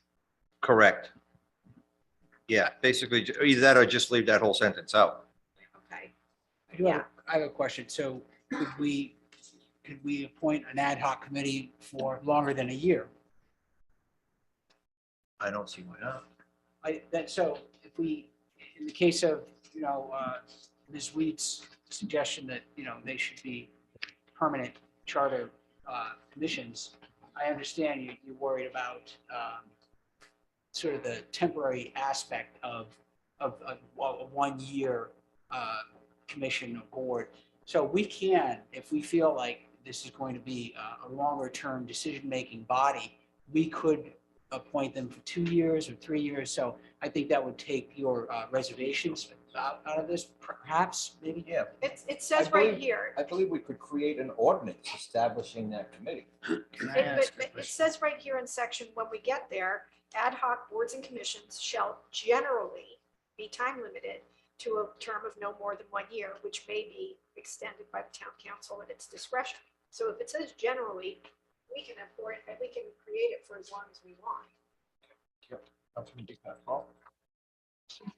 Ms. Weed, help me understand your specific concern, because to me, it seems there may be 3 things that you're discussing that are important, but I don't think this actually clarifies. So let me just say it and you tell me if what I'm thinking is with your thoughts.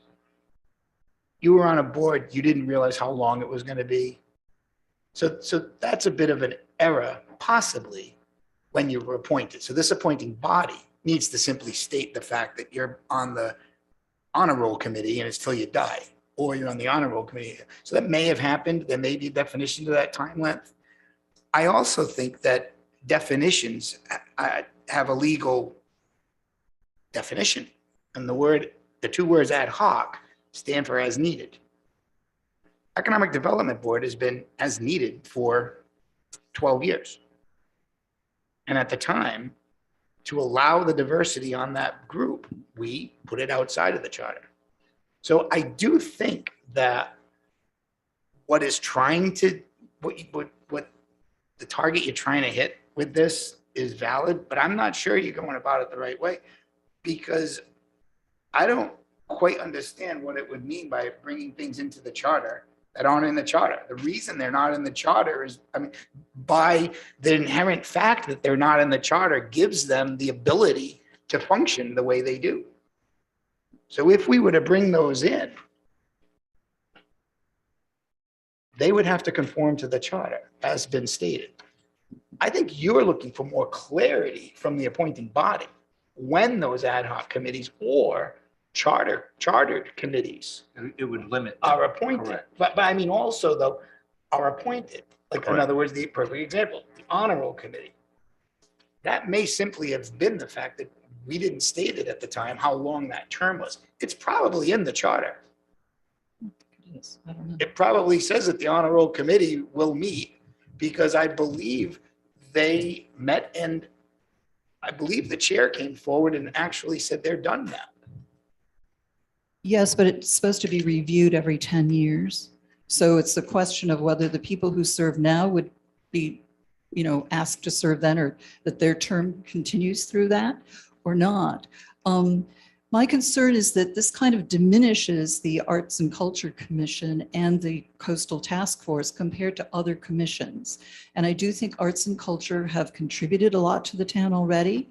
This specific commission, I do think the arts and historical nature of this town have been huge contributors to the success of the town, to the economic development, to the interests that outsiders show in the town. The potential for tourism is expanding. And I just don't want them to be denigrated to an ad hoc position.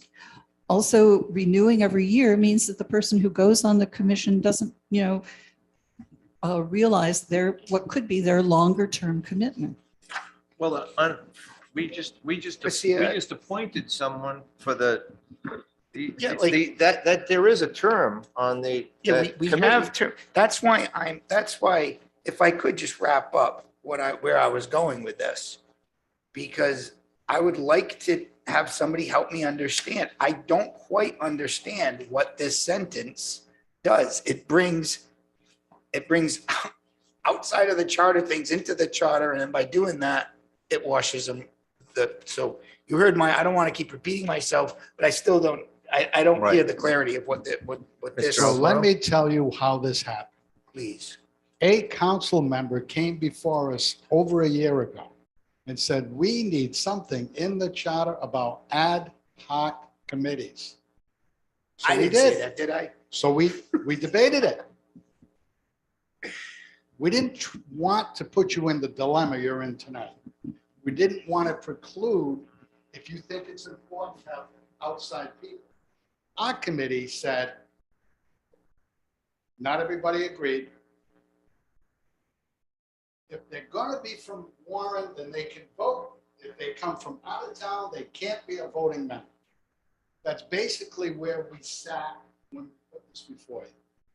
We were responding to Councilwoman Cronin's request to put an ad hoc committee. Yes, absolutely, and it's on tape. But we were not trying to preclude people that are already on committees. Yes, you did. I know, I'm saying, Right, and it's nothing wrong with that. That's what we followed up on. We followed up on everything that the council members brought before us, and we also met with every department head. So a lot of the things here didn't come out of the sky. They came from requests from people in town government, including that budget process that was brought before us that we'll talk about later. So you're in a dilemma. If you put this in there and you use Article 17, then people from out of town can't be on the boards. You're absolutely right. So you can eliminate a sentence, you can rewrite it, etc. That's your choice. What you want to put before people. Sarah's going ahead to another committee, which is talking about any ad hoc committee. Mhm. We wanted to give you the ability, but our committee couldn't agree that out-of-towners, those carpetbaggers that they are, would come in and spoil the whole thing, when in fact they might enhance them. They probably are. So that's really, however you want to deal with that, that's really how it came about. No. So basically what we're looking at is, do we want to put this in and possibly limit the availability of the ability of the council to appoint ad hoc committees that don't contain residents? That's basically what this line does. Do we want to proceed with this towards the referendum, or do we not? Do we have a motion? I think this falls into the category, if it isn't broken, don't fix it. I don't agree. see it, I don't see it broken. Ms. Weed, I respect all the committees, and I do think that you may feel that because it's not in the charter, but I really don't, I don't see that because a committee isn't defined or in the charter means that it is diminutive. Because you look at the quality of the work of that committee, and again, economic development's been around for 12, 14 years. So they are, I think, a great example of non-diminutive stature, because they were the first to bring in out-of-town people on board. So I think they're the pioneers to look at as a success of not trying to fix something that's not broken. It doesn't mean that your intention isn't valid or noble, but this is confusing to me. Yeah. I think we should leave it alone. Yeah, do we have a motion to move this forward? That being said, the change to 3.11 does not have a motion and will not proceed to referendum. Okay, we're going to Article 12, excuse me.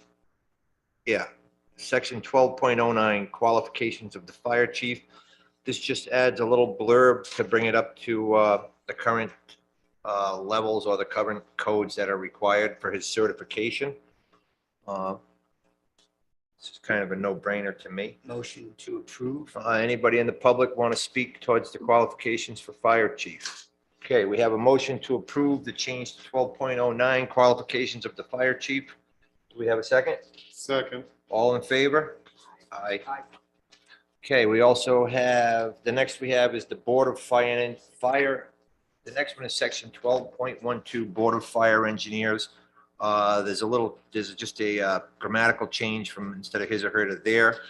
And there's an addition, chiefs and captains of companies without chief representation.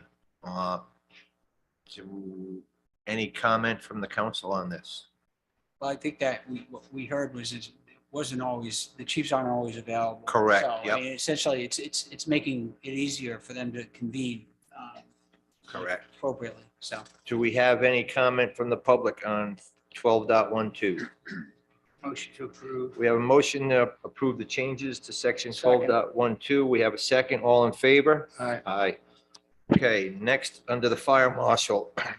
Basically, what we have is a fire marshal, the position, which is the fire marshal shall be appointed by the fire chief and hold a current state of Rhode Island EMT license and Rhode Island Deputy State Fire current certification. The problem I have with this is, shouldn't it be appointed by the town manager? As all of our other positions are. So that would be at the council's pleasure. If you want to make that change, I'm fine with it. My only other comment is what I brought up at the last meeting, and that's the requirement to have EMT license for the fire marshal. Obviously, that's a preference and it greatly enhances the ability to serve the town, but I'm concerned with potential down the road, you know, when our current fire marshal is 100 years old, if we were to bring someone else in, if we didn't have a candidate who was an EMT but was qualified as a fire marshal, this is a charter requirement. There's no way around it, basically. I don't see I have a current chief here, so I'm going to ask the past He's chief. out on a. Right, isn't the trend pretty much that almost all firefighters have to be EMTs now? No. Or- No? If you're looking for a full-time job, Okay. and it's specified, but there's some departments out there now that only require the EMT license after employment. Okay. You have 1 year to get that EMT license.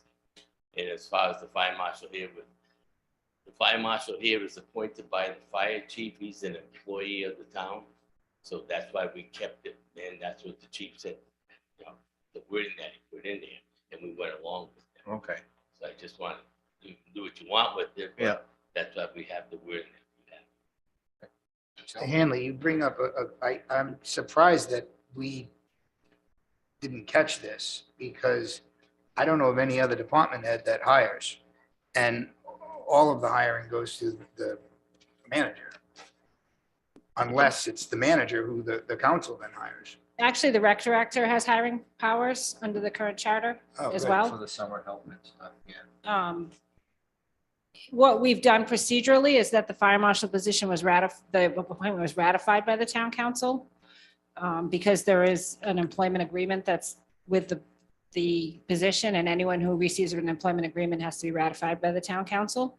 But again, it's up to the council how you want to handle it. I'm fine with anything that you decide is appropriate. So so the rec director is hiring part-time. All right, this is a full-time position, and I don't remember us having any No, I discussion don't on this. No. Not at all. I think the fire chief should be included in the process, but I don't know. I really can't believe that Yeah. we didn't discuss You didn't see this the a first full-time meeting. position. Yeah. I think we were having other discussions related to that position. About the EMT. I know. Current, yeah, Yeah. the current state of Rhode Island licensees, and you know, that Yep. you putting in the word Yeah, because current. they had a section, they listed the NFPA section, and we changed it to current Yes, just so because- we don't have to change the charter. Exactly. We keep- Each time it changes. Keep up with. And actually, I have one more. So basically, all right, so for a fire marshal, in your opinion, the requirement for EMT, do you think that would limit us, or do you think there would be enough candidates around that do have that EMT certification? Because in Warren, the fire marshal is also basically one of the first responders for the rescue, if the rescue can't be manned. So that's kind of important that we have that, because between him and the chief, they're the only two that we know are here every day during the day.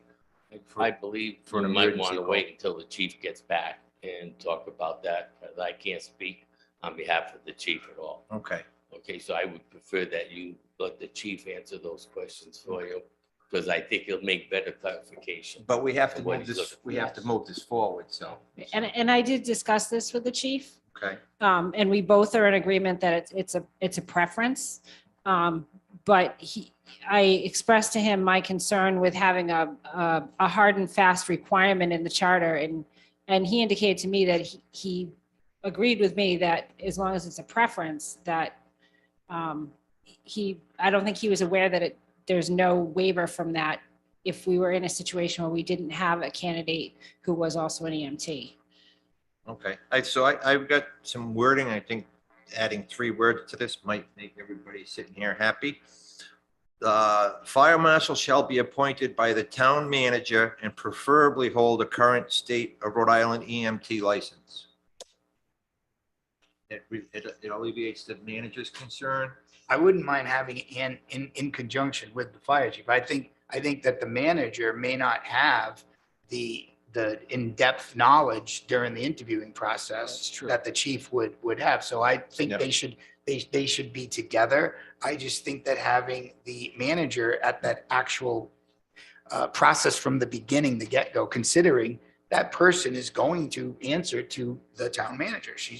That position is responsible for the administrative duties. So I would like to see the combined. Well, the Fire combined chief and approval of manager. both of them? Yes, so they're both involved in the hiring Oh, process. well, yeah, definitely they're both involved in the hiring process, but I think the appointment should be strictly to the town manager. I mean, obviously, the town manager of course, is going to consult with the fire chief. May I suggest Doesn't say it. hired by the town manager in consultation with the fire chief? Okay. Yeah, I was Appointed gonna by, say, go back to the state of emergency, we put that Yeah. language in, which Yeah. is with the assistance of and based Yeah. on information provided by the Director of Emergency Management. appointed by the town manager with, In consultation. in consultation with the fire chief, and preferably hold a current state of Rhode Island EMT license. How's that do? Yep. Feel good? That makes sense, but Chief Gallinelli or Mr. Gallinelli, or however we call you, you said that Al Gallinelli. in other volunteer departments, it's more standard that the person, the fire chief or the fire marshal gets certified within a year. So You have that right now in part of the fire department too, as far as with this, like if you're gonna hire a fire chief, he doesn't have all the certifications, he or she has 1 year to get that. to get that.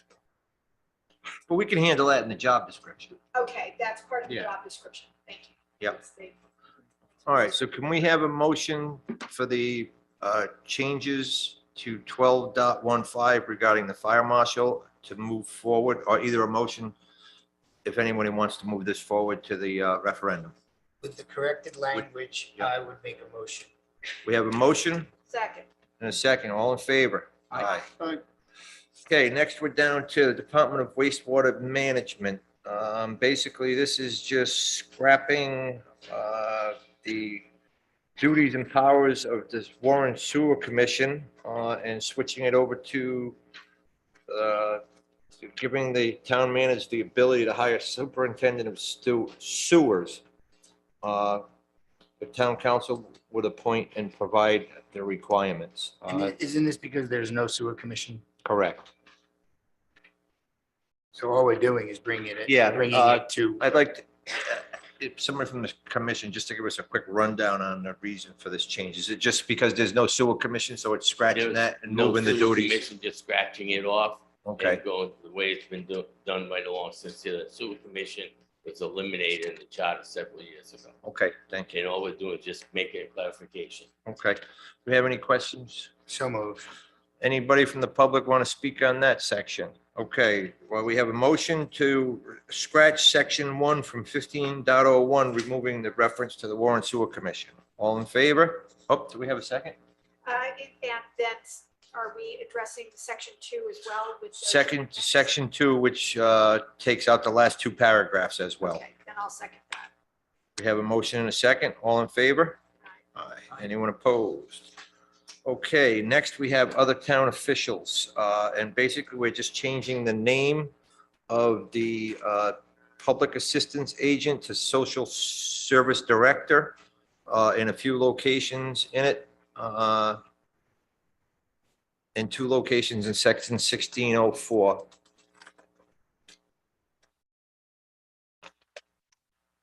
Did I skip over something?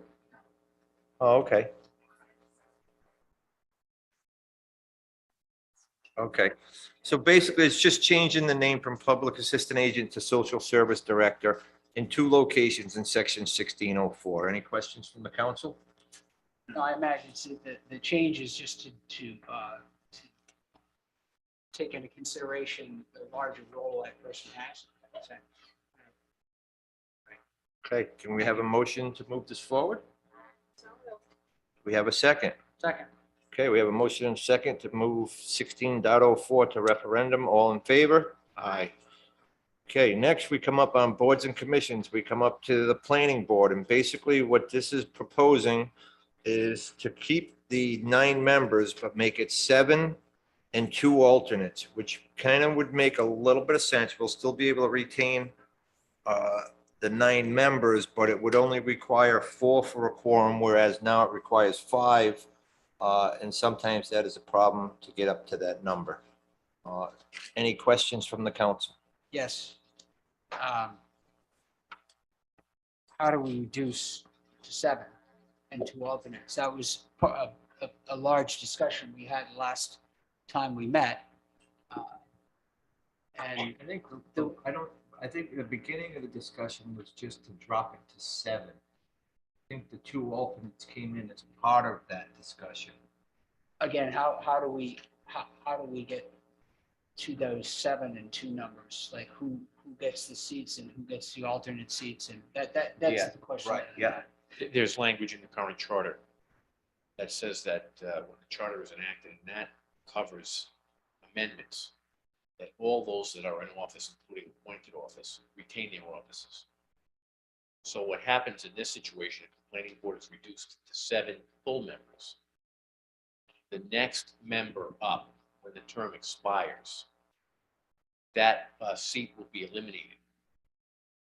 And then it will be replaced with an alternate position. Then when the second one is up, that seat would be eliminated. Now you're down to 7, and there's how you have your 2 alternates. So this is implemented over time? Obviously not. Immediately. Correct, yes. Not immediately, so it will take place as the terms and people change, okay. And it's not first in, last out. It's, I'm sorry. Last It's, in, first out. It's not, yeah, it's not, LIFO? it's not last in, first out. It's first in, first out. So realizing that we have a resignation to the planning board, this makes correspondence. We will advertise for that position. That person, say we have an applicant for the July meeting, and the appointed person, they will be appointed to the planning board. They will be a brand new member. So if this in fact does pass in referendum, then that brand new member will be, have the longest term and will be a full member, and the next expiring person will become an alternate. And But, that, well, that person, the next person is gonna fill the term of the one that retired. They don't start with the 3 or the 5 year That's term. correct, yes. In other Correct, words, you yeah. have a retiring member. Yeah, The person appointed will fill out that term. okay, And just for context, in this case, the member who's resigning, their term is up this year. okay. So So then the person, if we get an applicant, we appoint them, they will fill. they To will- the they end of will be this year, appointed correct. Until December. right. Okay. And I know we did have a discussion on possibility of losing the chair to this. Right. And I think the solution we came up with is we could change the wording in this to put not to be in effect till this January 1 of 2023. Does that fix it, or does that? In other words, the chair of the planning board, his commission is up in December. So he would, after the election, he would be the first one Yes, to go. first out. Yeah, the procedure for it is first you have to get the election certified and everything else, but one of the steps that you have to do is you have to get the charter ratified by this General Assembly. Now, that's not something that's in the state constitution. However, that makes sense from the standpoint of governance, because a lot of what you have in the charter is based on state law. So the bill that would go through in the General Assembly would say the amendments are ratified, and all other laws that are not consistent with these amendments are superseded by this charter. So you're going to be looking at that, actually the charter coming into effect in like February, March, depending on how fast the legislative delegation pushes it. All right, so in other words, so none of the changes would actually be implemented until that is ratified by the state. So in other words, Yes. if the charter changes pass in November and we make appointments in December, those appointments still hold. Yes. And then after it's ratified by the state, then we start dropping to Correct, alternates yes. and not before. Okay. That's my That solves story. that problem. That's my story, and I'm sticking with it. Okay. All right. And that's if the public votes for Anything this. on the plan? Yep.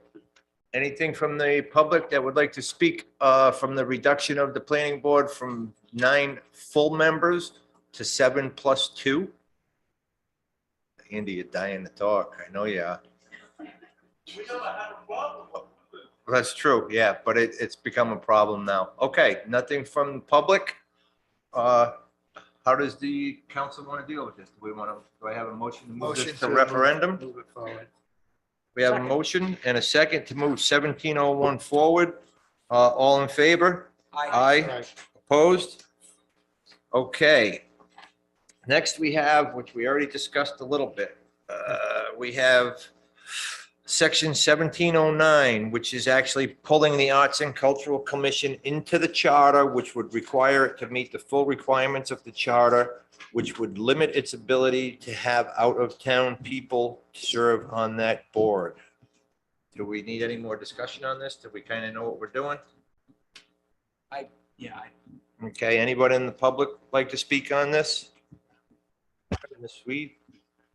I just want to reiterate my original concerns and the distinction between ad hoc and a commission that's within the charter really needs to be clear. So maybe even changing the name of the Arts and Culture Commission to Ad Hoc Commission would help. But my feeling is that the commitment of the people on this commission should be longer than just a year, and that they should have a chance to complete projects or whatever. It's just, I think it deserves the same status as other commissions. Do we have the language on the length of terms? Is there any?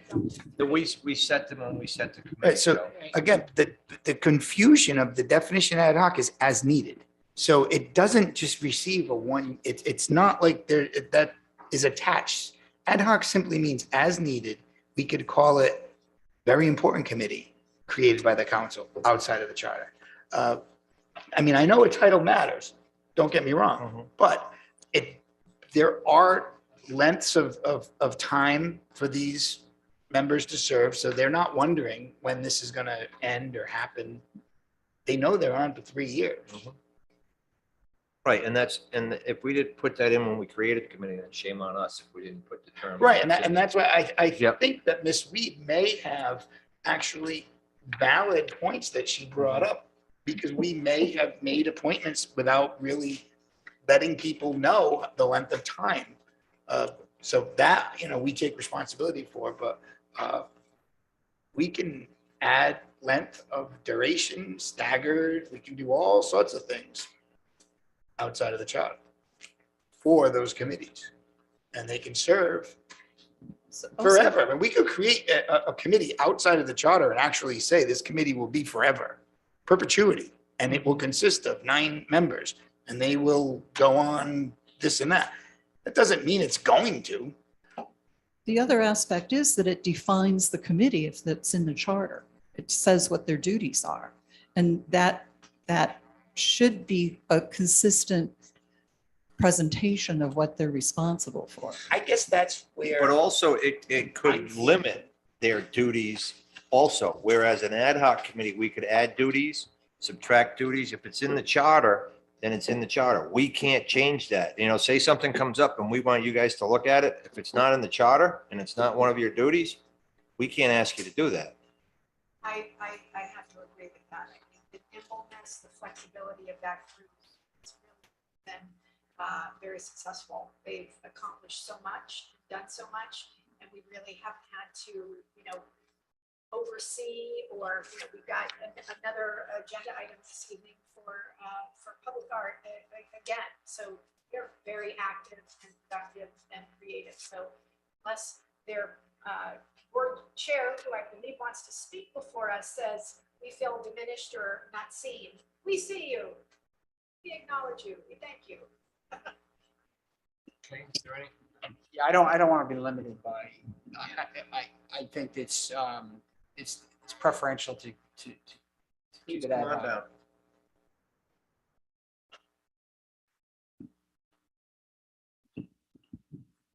My name is Erin D. Thomas, and I'm the chair of the Arts and Culture Commission, and I reside in Bristol.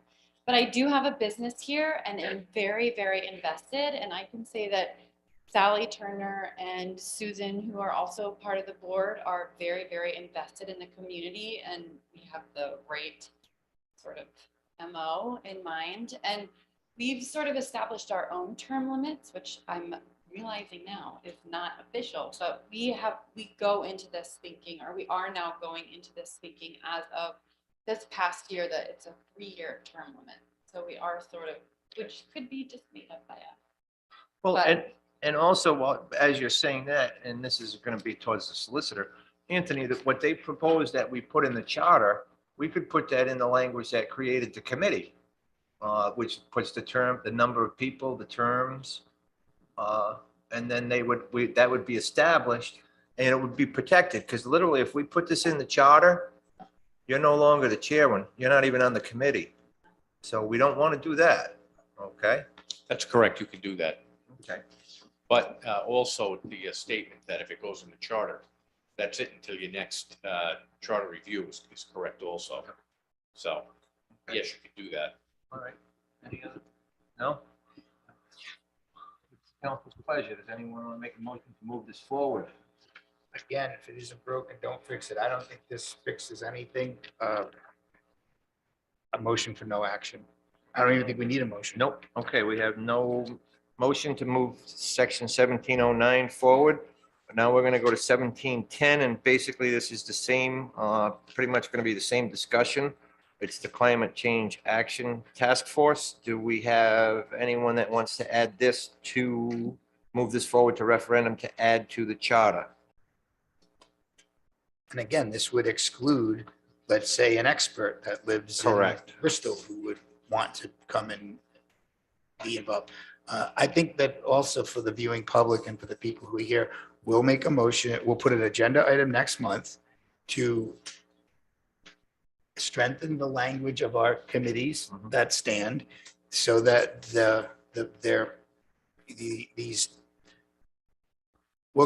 we've heard what's been said, and we'll make an agenda item in the next month, or with your input on what we should do for the ad hoc committees. Because I think, Ms. Weed, you're on to something. Strengthening the language and the sense of importance and the commitment and all of that. So we'll make that. Thank you. And I also think that this would limit us. So I don't think we should do any action on 1710. Okay, so we have no motion to move 1710 forward. We're not ignoring the reasons for these additions. We're just not putting them in so we Actually, can I think, have the I think we're flexibility. protecting those specific boards and commissions. We by are, not we putting them in are, the charter. absolutely. First thing of policy is find out when you ID the problem, then figure out how many other problems you're creating, solving that problem. Okay, so we don't have, so we're not moving 1710 forward. We have 1711, which addresses ad hoc boards and commissions. Not established. The only thing, this is all new language, and it says they're generally limited to a 1-year term, but that's extended by the town council at its discretion. So that basically means we can, pretty much make it in perpetuity if we decide to with that. But by moving this forward, does that mean that the ad hoc boards and committees are now in the charter and then they're? Nope, it's just defining how we deal with them, correct, Anthony? Yeah, I got to tell you, it goes back to 3.11. I think one of the intents of the Charter Commission, again, correct me if I'm wrong, but it's just to recognize the fact that the town council has the power and the authority to appoint ad hoc committees. And if that's the case, I'd recommend that this language not go in 1711, but rather go under the powers and duties of the town council, which would be 3.11. Now, correct me if I'm wrong, I don't want to put an interpretation that's incorrect. So in other words, what's happening is they want the intent of the Charter Commission in one instance was to recognize that the town council has the ability to appoint ad hoc committees. And if that's correct, I think the appropriate article is 3, and specifically section 3.11 as opposed to 17. Okay, I have a question for the committee. What was your general thought for limiting it or saying generally 1 year rather than just leaving that whole sentence, just saying that they have the ability to appoint ad hoc commissions? I can only remember this. One member suggested that. just so that it wouldn't be. Could also be extended. Okay. Following up on the request. I don't know what I was possibly, maybe I wanted some clearer language, maybe I was kind of on Sarah Weed's wavelength there, but it certainly was not to exclude. And this does not. Correct, Right, no. right. Mr. Hanley, Yes. If I- what I think would help is everything up until boards and commissions shall, and this is generally be time limited to a term. I think it should be boards and commissions shall serve at the pleasure of the council. So if we create something, again, my standby example, Economic Development Board, hasn't gone anywhere. It served its purpose. When it was created, we didn't know if it would last a month. Either that, or we could just end it just right after where it says government. Yeah, just end, I mean, Where it you says know, ad hoc boards and commissions shall generally be time limited, but may be extended. If we just end it after government, then that takes that right out of the. yeah, you know, equation. Another option is to just leave it be. That's an option too. Okay.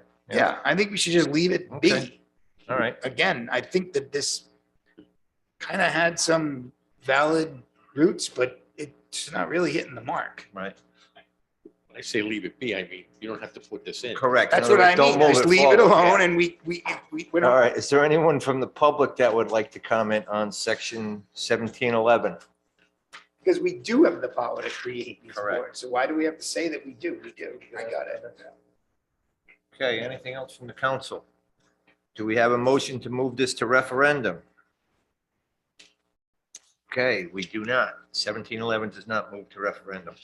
Okay, next we have budget, public budget. We're just changing the word workshops to meetings. And we're changing it to the town manager's proposed budget. And again, meetings to workshops. That one's pretty simple. It's basically, that's almost grammatical. I would say we could almost move that in with the general motion in the beginning, but because we're putting the town manager in there, I think we probably need a separate vote on this one, Anthony. Yeah. Okay. Any questions from the council on 1812? Anyone from the public want to comment on a change to section 1812? Okay, do I have a motion to move 1812 towards referendum? So moved. Second. We have a motion and a second. All in favor? Aye. Okay, next we have 1813, and these are changing some dates to the budget and the petitions. It's basically changing, 15 from April 15th for the preliminary budget, which will give the town manager a little bit more time to get the numbers from the school and the state. We did discuss this quite a bit last month. Kate, you want to give us just a quick rundown on that one? Sure. I think one thing, I'd just like to note that one thing that we discussed is not in here, and that was the date of the submission of the town manager's budget. What I had recommended was changing that date from March 1st to March 15th, and that change isn't in this section that you What read. section would that be in? I'm sorry, let me pull it up and I'll let you know. It should be 1813, and it's on the town manager's proposed budget schedule. This chart that we have. Oh, okay. The Charter Commission's proposed budget schedule has it just as, has it as March 1st, but manager Michelle had suggested maybe in the 15th on this, but not the actual. Now, Anthony, would this become incorporated into the charter? No, I don't think that's just for internal use. That's the Okay. format that we use now for our internal scheduling. And that's just for the council's information. So what I had suggested was that under section 1811, proposed budget, that the town manager's submission to the town council is currently no later than March 1st, and I would suggest changing that to no later than March 15th. Obviously, if we get information sooner, it can be provided to the town council sooner. But the conflict was that the school department's budget is due to the JFC also on March 1st. It's funny, we're scrapping the month of March, and in the minutes, we don't have that discussion either. I remember it. I remember we went through a lot of dates and numbers on this. Yeah. Yeah. Yeah, we definitely discussed it. Not saying we didn't, we just didn't capture it in the minutes, so that unfortunately, we don't actually have, without looking at a tape, what you proposed. I have no problem with it. I think it probably makes fiscal sense. So Kate, you're saying that there's a conflict because they're both on the same date. What is that set up as in a conflict? Because you won't have your numbers yet? Right, so every year I'm giving you a draft budget based on assumptions. And then every year that I've been here, we've had to go back and make significant changes to that draft when we get the actual number from the school district. So do you have a date you would like to see that kicked back to? I would say March 15th would be plenty of time. Okay, and that still leaves us time for all the other numbers in the budget as we come down? Correct. Okay, so we're looking at a change to 18.11, which would put the manager submits by March 15 instead of March 1st. March 15th. Okay, let's deal with that one first. All right, put it in the form of a motion. We have a motion to move 1811, changing the date to March 15th. Do we have a second? Second. All in favor? Aye. Aye. Okay. Now, we already did 1812. We moved that one forward. 1813, we were discussing, we moved from April 1 to April 15. Does that number still work with what we just changed ahead? Yes. Okay. Do we have any discussion on moving the April 1 to April 15? Motion to approve. We have a motion to move the change to 1813 forward. We have a second. All in favor? Aye. Aye. Okay, next we have some more dates and changes and some wording changes to 1814, publication of primary budget and tax rate. And it basically saying shall submit the preliminary budget to the Rhode Island Division of Municipal Finance for review and approval. Kate, you want to elaborate on I see that there's a change to 10 calendar days at the bottom. What is the middle language actually changing? It doesn't actually change anything in the process. It just makes it clear when that would take place. It's something that we're required to do by law, and it's just putting it in its proper place in the charter. And I think the Charter Commission recognized that. It's not a process change. It's just making it clear where that falls in the process. Okay, any questions from the council? Clarity's good. Motion to approve. Motion to approve 1814 to the referendum. All in favor? Aye. Aye. Okay, 1815, petitions to the town council. And it's just changing the word approval to publication. And then it's changing the date of April 10th to the wording within 10 calendar days of preliminary budget publication. Any questions from the council on that change? None. These dates all work? We did all the math? Yep, and I think just one of the issues is it wasn't spelled out very clearly, the public could say that they don't actually know about the change until it's published. And because we have a weekly newspaper, sometimes there's a delay between the actual vote of the approval and the date it appears. So it seems fairer to start the time clock when it gets published, when it's actual written notification to the public. Okay, so we have a motion. Do we have a motion on that one yet? Yeah. I'll motion that we put this forward to the referendum. We have a motion Second. and a second. All in favor? Aye. Aye. Okay, 1815 gets forwarded to referendum. 1816, basically we're changing again the word workshop to meeting. And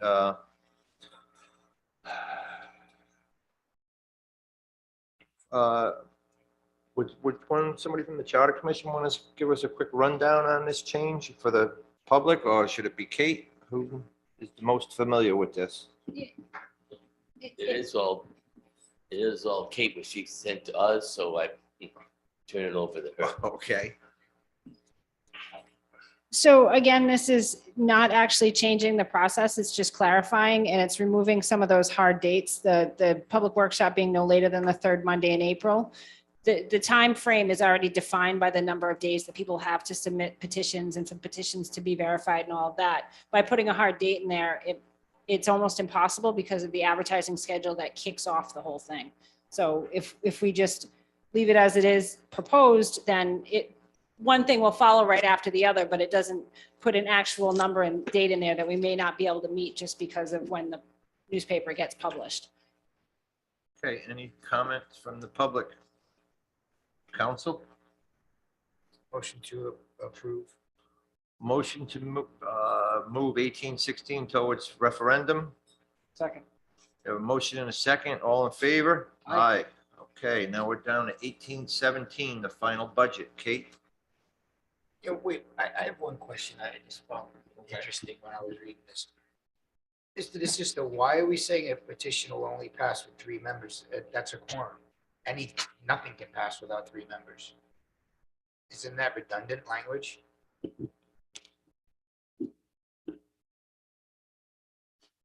The question always is if there's 3 members there for this, does it pass with a 2-1? It makes it clear that you have to have 3 votes. You have 3 members So in there, other that's words, a quorum. the quorum is there, so 2, all right, so I get You it. got Yes. 3, 2 to 1. Still need 3 members. Wouldn't pass. Yep. Right. Yep. Got it. Okay, Thank you. 1817, Kate? Just basically more bookkeeping to keep everything in line with the wording beforehand. Yep, yeah, it's just to follow, so that one thing follows the other and it makes the process flow. Okay. Questions from the council? Makes sense. No one in the public? Okay, do we have a motion? Motion to advance this to referendum. We have a motion and a second. All in favor? Aye. Aye. Okay, now we are up to 8-18, and this is a complete rewrite of the vote by referendum. This is saying, listing, I'm trying to figure out exactly what the changes are here. Would you like me to summarize a little bit? Please. So the current process is that there's petitions for referendums can be filed after the final budget is approved. So there's 3 instances right now where you could have a referendum. One is when you borrow money in excess of $250,000. One is when you are selling, donating, or destroying public land or buildings. And 3 is when a petition has been filed and verified for a referendum. That's the current process. That happens after the final approval of the budget. What I had recommended based on discussions with the finance director is that it would be better to have that process before the final budget so that when the final approval is given, that's the final approval. The difference between what I had talked about and what the Charter Commission had recommended is that they're limiting the referendum to 2 issues, which is the bonds greater than or borrowing greater than 250,000 and the disposition of land. And they are not including the process for a vote by referendum. And instead what they're proposing is the petition for the town financial meeting. So that's really the primary difference between what's being proposed. What's being eliminated. So Okay. it's the timing would be different from the current process. It would be prior to final approval instead of after. And then there's 2, basically their proposal is to limit the referendum to the 2 items, the borrowing and the disposition of land, and not to include the petition for referendum, and instead to have the petition for the town financial meeting. Questions from the council? Where does it say that language? Yeah. In 1818, there's the 3 options, the bond, the land, and then The poll's opening. I don't see the chronology you spoke of. there's nothing about a town financial, that triggering a town financial meeting. That's on 1821 is the petition for the town financial So meeting. when we move 1818 forward, we're not obligated to 1821. But what you would be doing is this eliminates the petition for a referendum on a line item. Because currently what people can do is they can file a petition to amend any line item in the budget by at least $50,000, excluding line items pertaining to debt service or contracts. That would be removed from the charter and that wouldn't be part of this referendum process. Is the way I'm interpreting it, and the Charter Commission can tell me if I'm mistaken on any of this, because I'm certainly haven't looked at it as much as they have. And it would also change the timing to following the preliminary budget approval instead of following the final budget approval. So what you were referring to, the actions are in 21, but you were bringing us up to 1818. Right, They're two totally separate. Right, because if you see 1818 before, number 2 was the petition for the change in line items, and that does not appear in the 1818 that's been proposed by the Charter Commission. All right. Okay. Anyone from the public? Any comment on that section? Okay, do we have a motion? Motion to approve. Motion to move 1818 to vote for referendum to referendum. Correct. Do we have a second? I'll second it. We have a motion and a second. All in favor? Aye. Aye. Aye.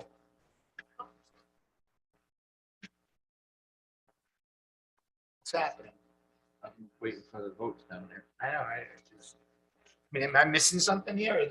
No, it's a little, it was just a little confusing, but If we don't actually, do after I read through the top, basically what it's basically taken out the ability to file a referendum for a line item in a nutshell. But then in 21. If we approve 21. Right. Correct. If we can. Correct. Right, so approving 18 is foolish if you're not going to approve 21. No.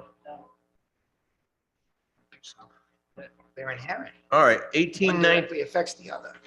1819, we have a petition for a budget referendum, and basically all we're changing is following the final preliminary budget. Isn't that an oxymoron? Final should be deleted. Okay. So we're just replacing final with preliminary. Do we have a motion? Go move. We have a motion and a second. All in favor? Aye. Okay. Scrapping the word final. Okay. Budget referendum. Basically, we're replacing the date of June 1 with at the earliest possible date. Any questions from the council? Should there be a date set to start the process of earliest date? In other words, it can't be any later than? Well, if you look back at Yeah. 1818, it's the town council who schedules the referendum. So it would be in your power to schedule. All right. Okay, do we have a motion for 1820? So moved. We have a motion. Do we have a second? All in favor? Aye. Aye. Okay, this one could get very interesting. Next, we have 1821. It's petition for a financial town meeting. Al, Frank, who would like to speak on this one? This was one of those topics that went back and forth for months and months and months. Do we or don't we? I can't speak for the person who was really enforcing that we go for a special for financial town meeting, because I don't believe David's here tonight. But Dave's feeling was let the people have the choice at a financial town meeting to approve or not to approve a budget. If they felt it was necessary, get the signatures that were required and force the financial town meeting. We were at odds with that as a committee, but we did agree that, let's bring it forward and see where it goes from there. That's how it was left. And it's in your pocket right now. So you pushed it onto us. Well, you're the elected official. That's fine. We're not. That's So you fine. have to make I that mean, decision. just call it what it is, right? Yeah. That's fine. Okay. Comments from the council? First, who wants to go first? Anybody want to Well, talk first? Yeah. So let me just ask a question. So we have the financial workshops that we do now. Yes. Are you suggesting and recommending that we do they're gonna call meetings, not workshops, and the financial town meeting also? I believe that was Dave's intention, yes.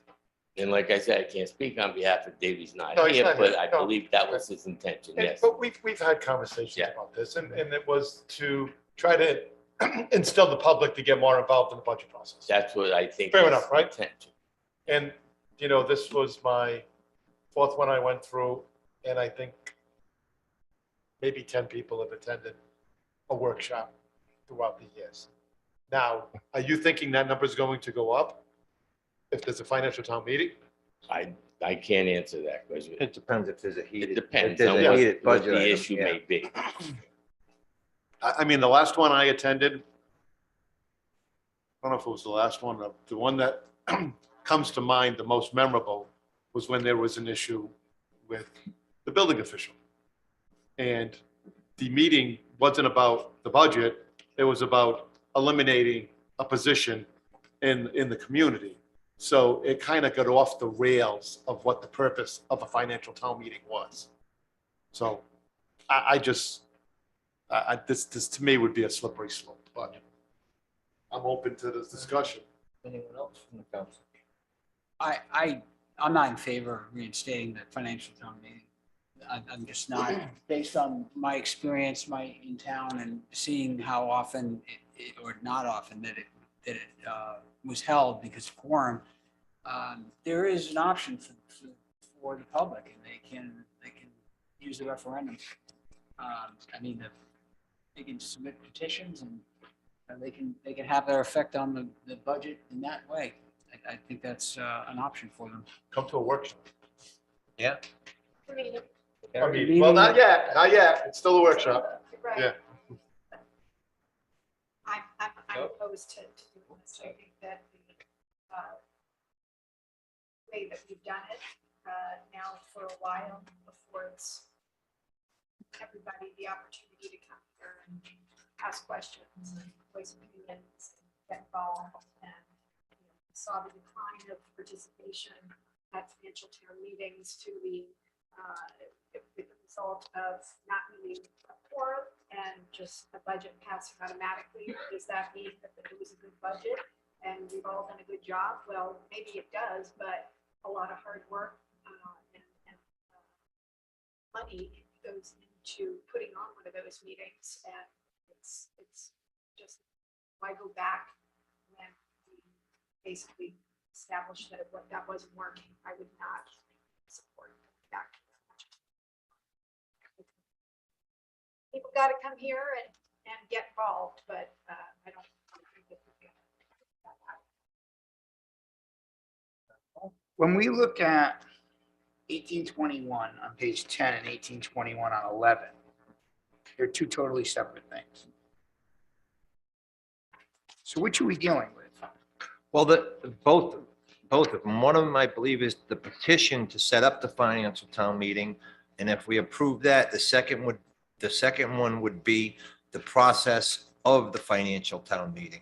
Is that correct? Because I was looking them as two separate options. No, It's an either or. it is an either or. Yes. Correct. Yes. Yep. It's not two separate options. You either go with one or the other. You can't put both in the charter because it'd be mutually exclusive. So we have an option on page 10 or page 11. Or You got nothing. three options. Three options. Go with the first one, go with the second one, or don't go with either one. So 10 doesn't start the process for 11. They're two totally separate options. Correct. Okay, so they're not connected. I'm in favor of a financial town meeting. I think that any opportunity to have the public's involvement is good. If the public doesn't want to come, they don't have to come. If the public wants to come, as we've seen in the past, they show up. Sometimes they show up for a special financial town meeting, 500 of them. Sometimes they show up because they're afraid that there may be opposition to a fire truck and they really want one. So they show up, they create that quorum, and they have their meeting.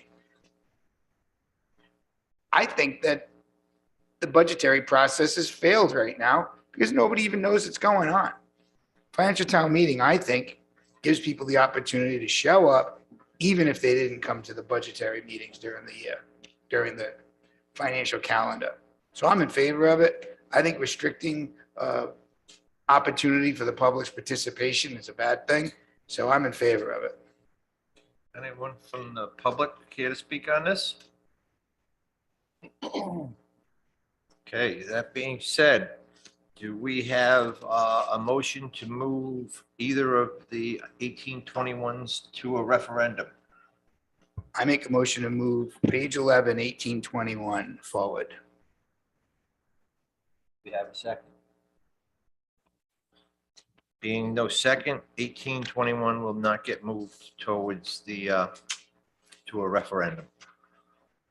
Okay, next we have 1822. It's the publication of the budget.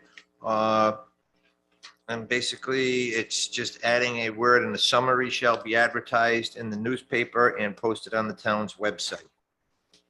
I think this was just more of a clarification for the actual budget to be published and to be shown. Any questions from the council? I do. Mr. DeSisto, do we put it in the newspaper because it's still state law? That's a legal form of advertisement? Yes. Is the state ever going to, has it ever come up that the state's going to come into the 21st century and recognize other modems? There's legislation introduced every year, at least every year that I can remember. And it always sticks with the newspaper. Yeah, it dies. They probably put that ad in the newspaper. Okay, that being said, do we have a motion for 1822? So moved. We have a motion. Do we have a second? Second. We have a motion and second. All in favor? Aye. Okay, 1822 moves towards referendum. Okay, next we have general provisions, and this is relating to the Charter Review Commission itself. And by a quick, it looks like it's that they want 2 alternates appointed, and it's just clarifying what happens during the election. Chief? Yeah, right now there was, I believe, 9 members to serve on the charter. And this time when we had the charter, there was 1 person who left. 2 people had left.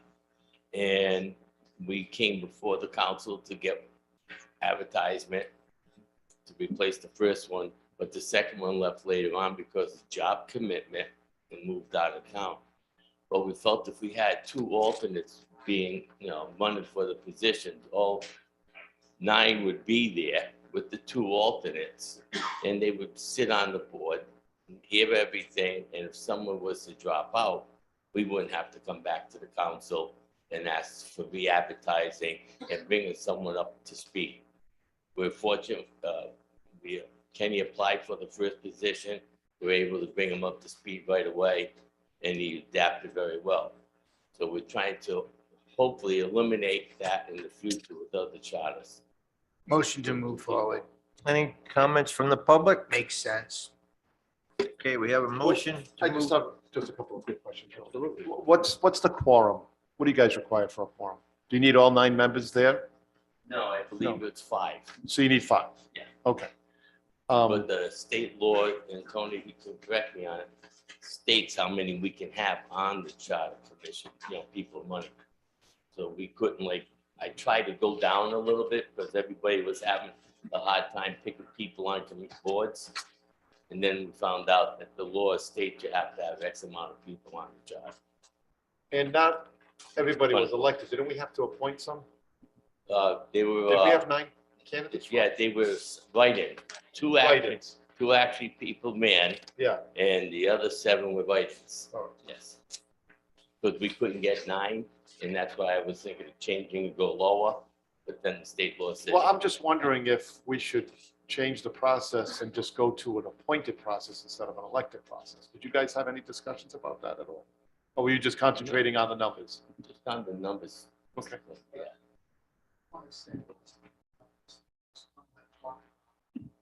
Cleaning up how long the terms are and so forth. In what? Boards. Oh, boards and Now, commissions? this- The charter, we get elected. Doesn't say for how long. Except the certificate we get from the clerk says But it goes to 26. Charter Commission. I thought it meant the review process was every 6 years. Our certificate says 2026, we must be going by something.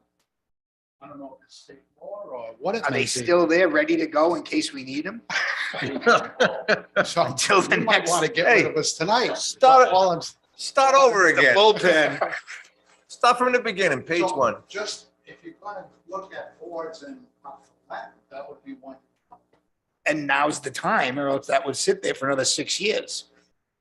If we don't address that issue right now. I would think so.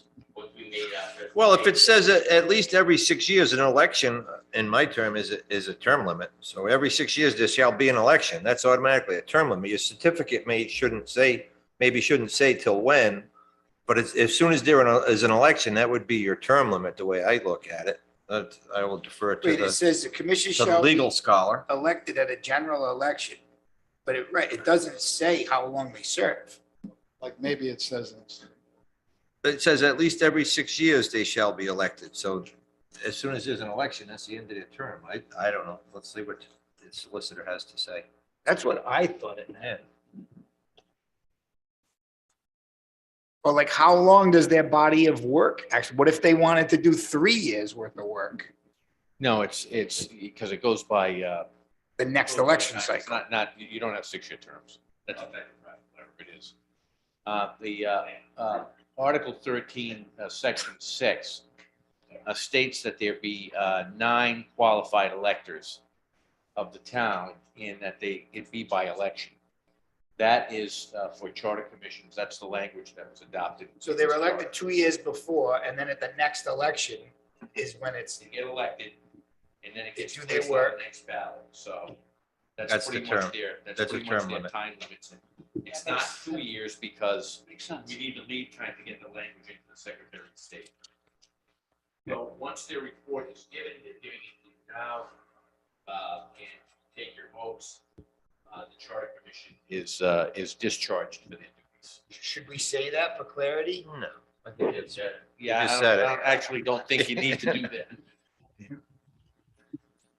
Sarah, you're on for 6 years. Okay, so we have clarification on 1906 for the Charter Review Commission. Again, there's no one from the public that wants to speak. Any other questions from the council?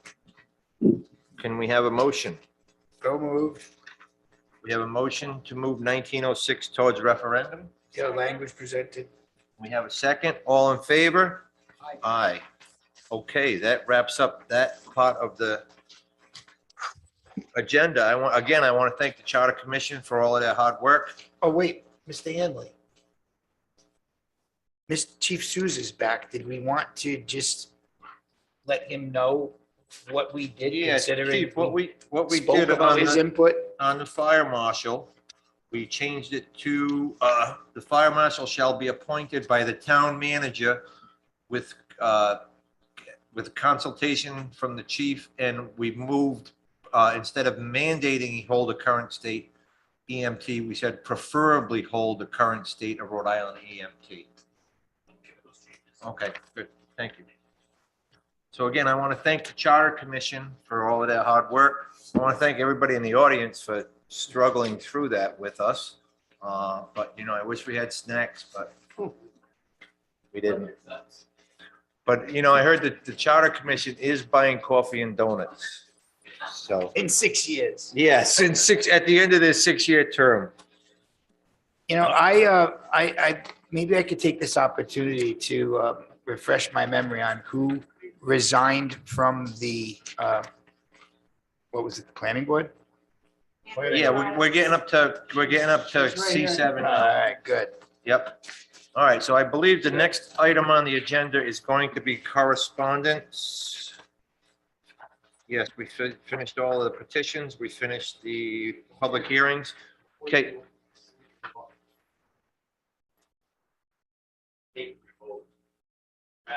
Close. Okay, should we, it was a public hearing, we need to close it too, correct? Not yet. Okay.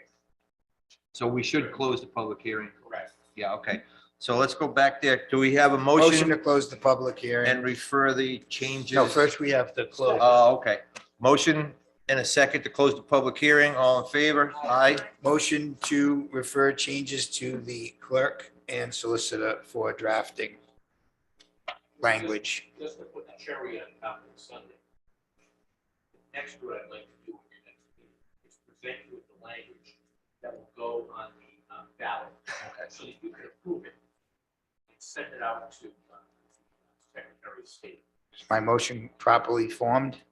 I think it is, but I just want to make that clear that that's what we're gonna do. Or it was, it's gonna come back here. So that you can see what the ballot language will be. Okay. Do we have any input on that? Yeah, so we can actually make changes or to the language itself Yeah. at that I point. think that's appropriate. And it gives you enough time to rework it after if we do make changes? Yes, I'll defer it to clerk's office. I believe you have it until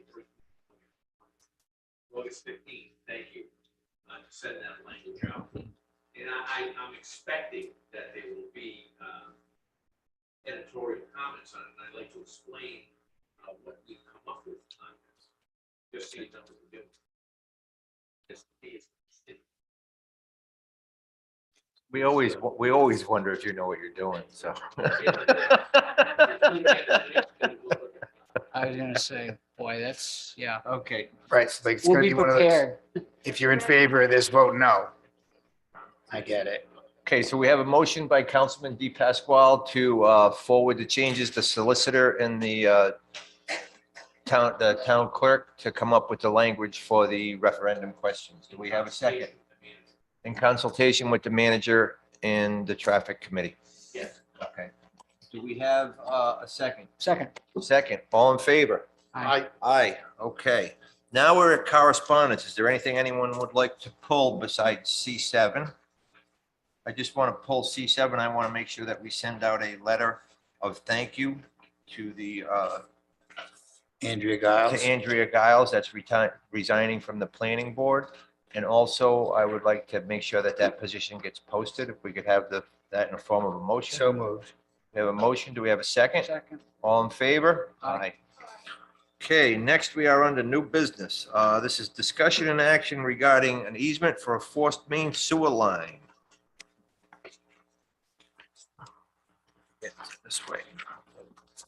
I think we should also, just for the public, if anybody is watching this, C6 was a letter from Executive Director Jonathan Stone from Save the Bay regarding the Environmental Achievement Award in recognition for demonstrating outstanding leadership and commitment to environmental protection to the town of Warren. It's a good thing. Yeah. You didn't know that, now you do. You can sit over here. You can sit over here. Chris, I'm sorry, I should have moved your item forward earlier. I'm like, good God. Okay, so we've got Christopher Blank. Come on up, Chris. Give us a rundown on what you're looking to do, please. You have the plans that came with it. It's basically a 2,000-foot pipeline from 65 Long Lane up to the sewer on Katy Drive. Okay. Kate, we've got your recommendations here from Woodward and Curran for the review. Do we have, would the DPW director like to speak to this at all? Or Kate, who wants to get pushed on it? So basically, my recommendation is that this petition be referred to the town's wastewater engineer, which is Woodard and Curran, just so they can review the plans to ensure conformance with town codes, chapter 21, article 2, which is our sewer ordinance. And then further, what I'd recommend is that the applicant submit a draft easement document for review by the town solicitor so that he can review that document, just to make sure it's crystal clear where there's any liabilities for maintenance and that type of legal issue that may exist. I have a couple questions. Absolutely.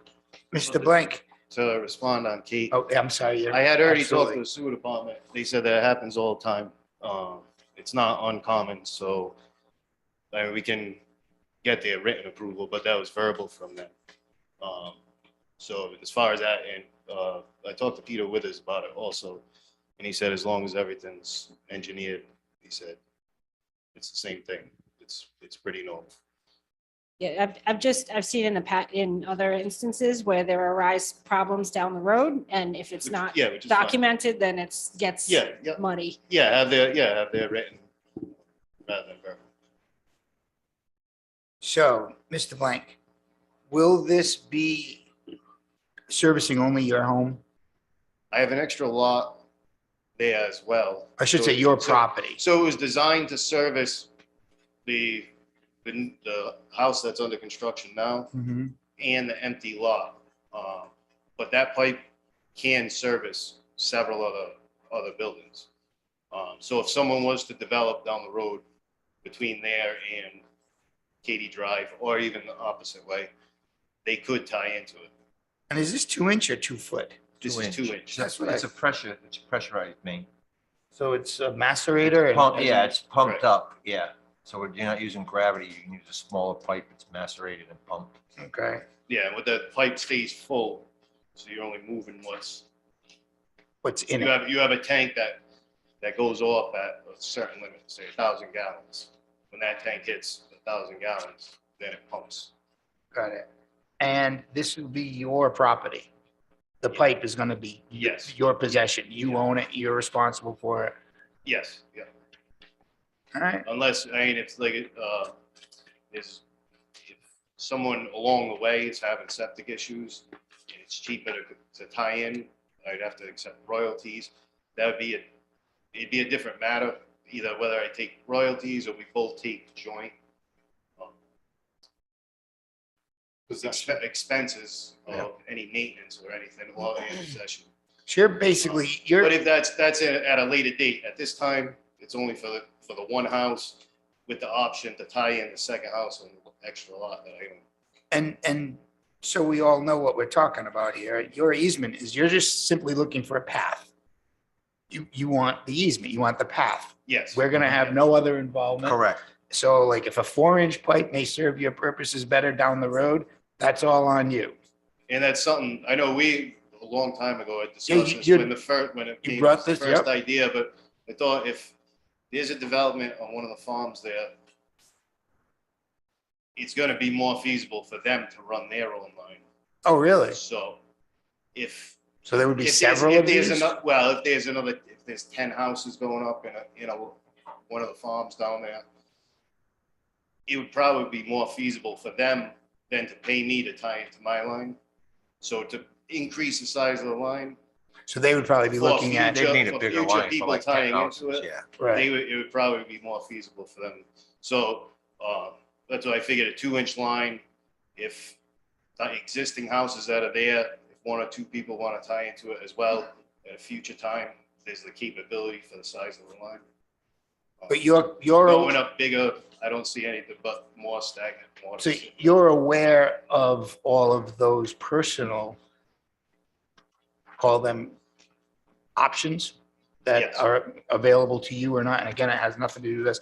I think that this is creative and, I think contingent upon the approval in writing so that all the liability is yours and exposure is covered by the town. As I told you before, if it all works for you, God bless you. Yeah, something that, the way I see it, something that the town can't afford to, can't afford because there's only a few houses there to run a whole sewer.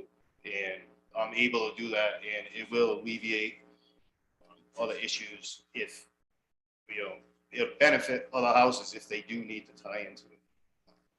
They're completely off septic. It's not it gets any kind of health concerns.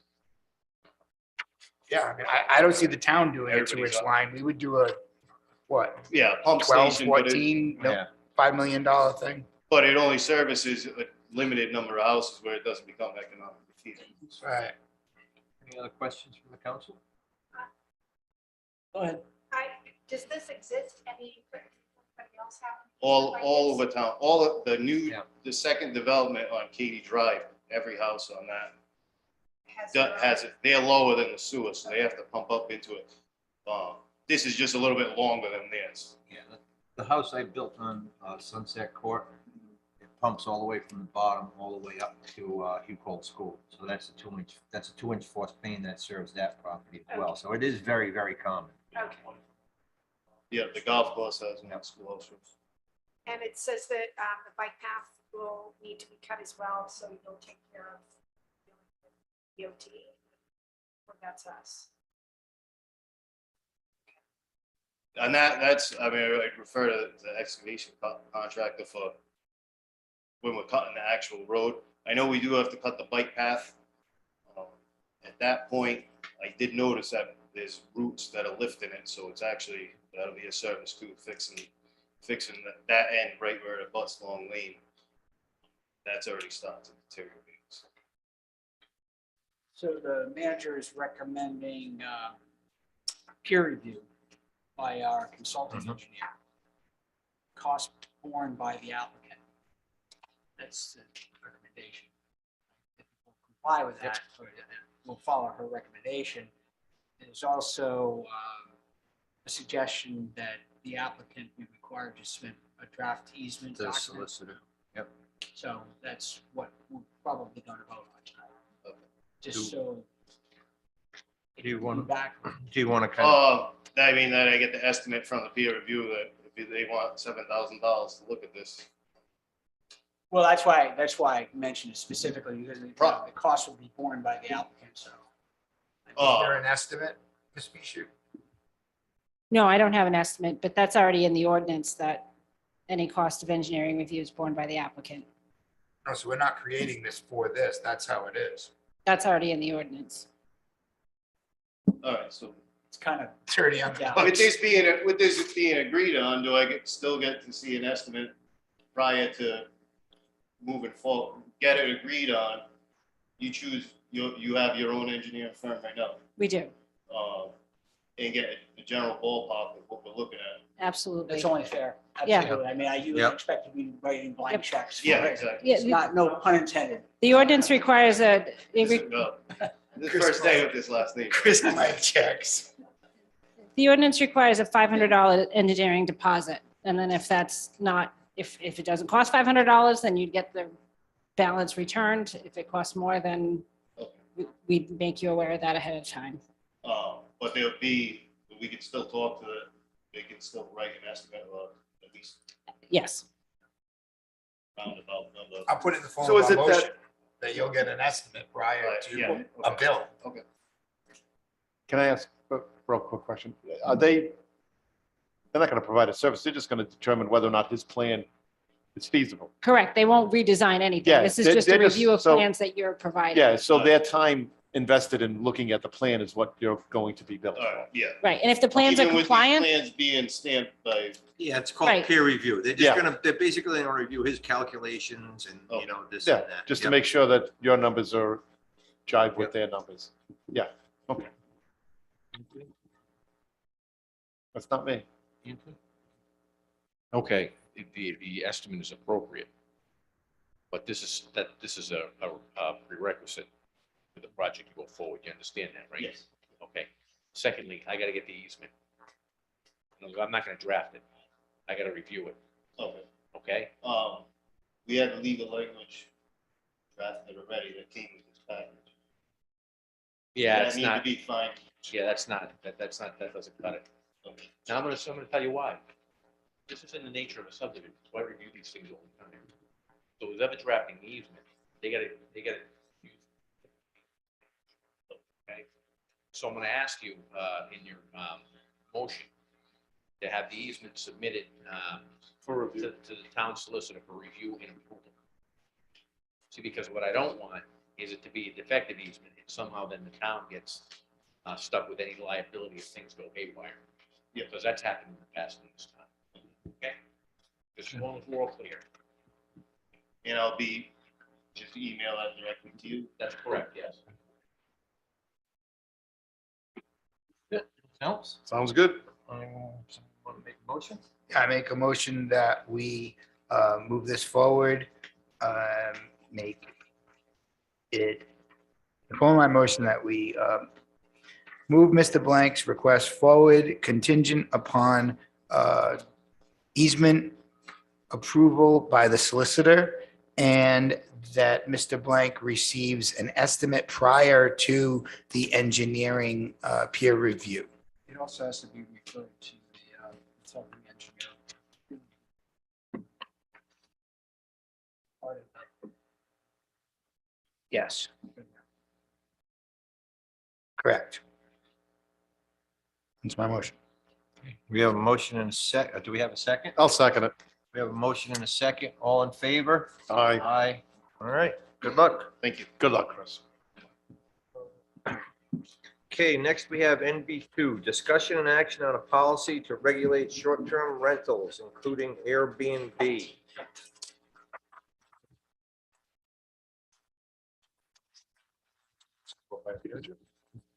No, actually, I'll just make a note. There was an omission on the agenda. NB2 and NB3 were requested by Councilperson Cronin, and mistakenly that was not noted on the agenda. So this Okay. was an item submitted by. In that Aye. case, I'm going to defer to Councilwoman Cronin on NB2. Okay, so I'm not sure if anybody is aware of the fact that short-term rentals are becoming more and more of a prevalent thing in communities across the state, the region, the area. And there are associated issues with that. We had an issue a couple years ago out in Twisted with sort of, there was no oversight and neighbors were having issues with wild and rambunctious renters at an Airbnb property. There's currently we have no regulation or policy regarding that. Communities across the area are all creating that. We're just created one that has a lot of parameters as far as what defines a short-term rental, 30 day, under 30 days, occupancy required, zone requirements for it. But there are safety issues, and then there's the next, discussion about affordable housing. I am aware of the fact that a lot of there's a lot of housing that would qualify us for possible affordable housing or just be good long-term housing is being turned over regularly for short-term Airbnb or short-term rental type of housing, and it's really creating a strain on the housing needs of the community. We've got transient people in all the time. We're not involved in the community. We're not engaged. Tourism is important. Believe me, as a small business owner, I'd like to see faces in town, but we need to have some sort of policy that would regulate, keep it safe, keep it balanced for people who want to rent and actually live here, people who want to visit here. Short-term opportunities. So Are you proposing something to be created? yeah, and I would suggest that the manager and the planner look to what other communities are doing, and come back with some suggested language that would fit into a community of our size and our location that would work for us. Because I think we are heading towards potential problems. May I? Yeah, so it's no secret, I own property in another state, and I actually participate, and they call it STR, Short-Term Rental Program. I went back and forth with some of the community leaders because I didn't really agree with what they were actually doing. I think if we're going to do something like this, it shouldn't be a revenue stream. We shouldn't be trying to tax or use a usage fee. If we're going to create something, I agree, there should be a policy. But folks already pay property taxes. They already pay, their usage fees. If we want to create a database, which I would recommend, that you should be registered in the community if you're going to do short-term rental programs. Then we have a database, and the database can be housed in either the town clerk's office or the manager's office. And I see my police chief behind. I don't want to create any more duties, but they have the capacity with their computer system to create a database. That'd be the first thing. Ordinances, real simple. The people that participate in the short-term rental program, they have to adhere by our local town ordinances and obviously the state and the federal laws that go inside with that. So I don't think we'd have to create a new ordinance just to make sure that they're familiar with our noise ordinance, our parking ordinances, what they do during a snow ban, you know, et cetera, et cetera, et cetera. Not like we really have to reinvent the wheel, but to make sure that they are educated on what the process is. And if we want to attach a small fee, like, you know, sure, we can have a discussion.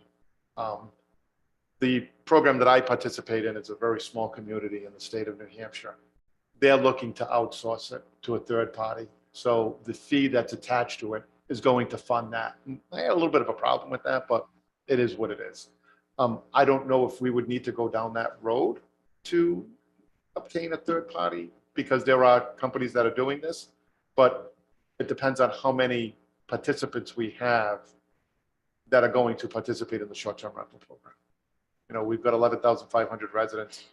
If 50% of our population was doing it, then we probably would have to outsource it.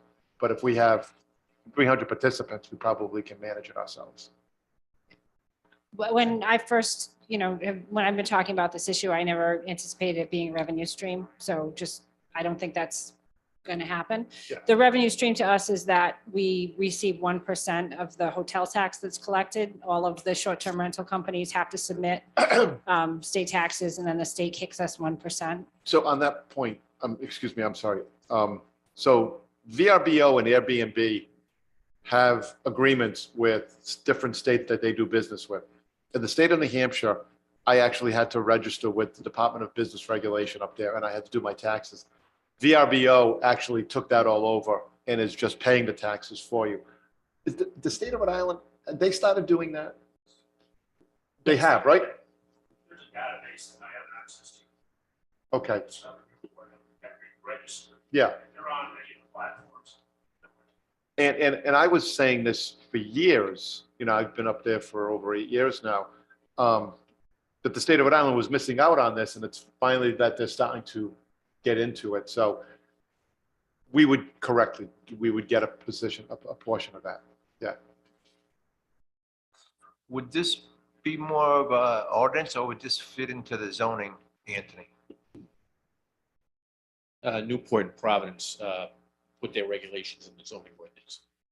Okay, so basically what we should do is, it should be referred to the planning board for writing a zoning ordinance, the proper procedure, correct?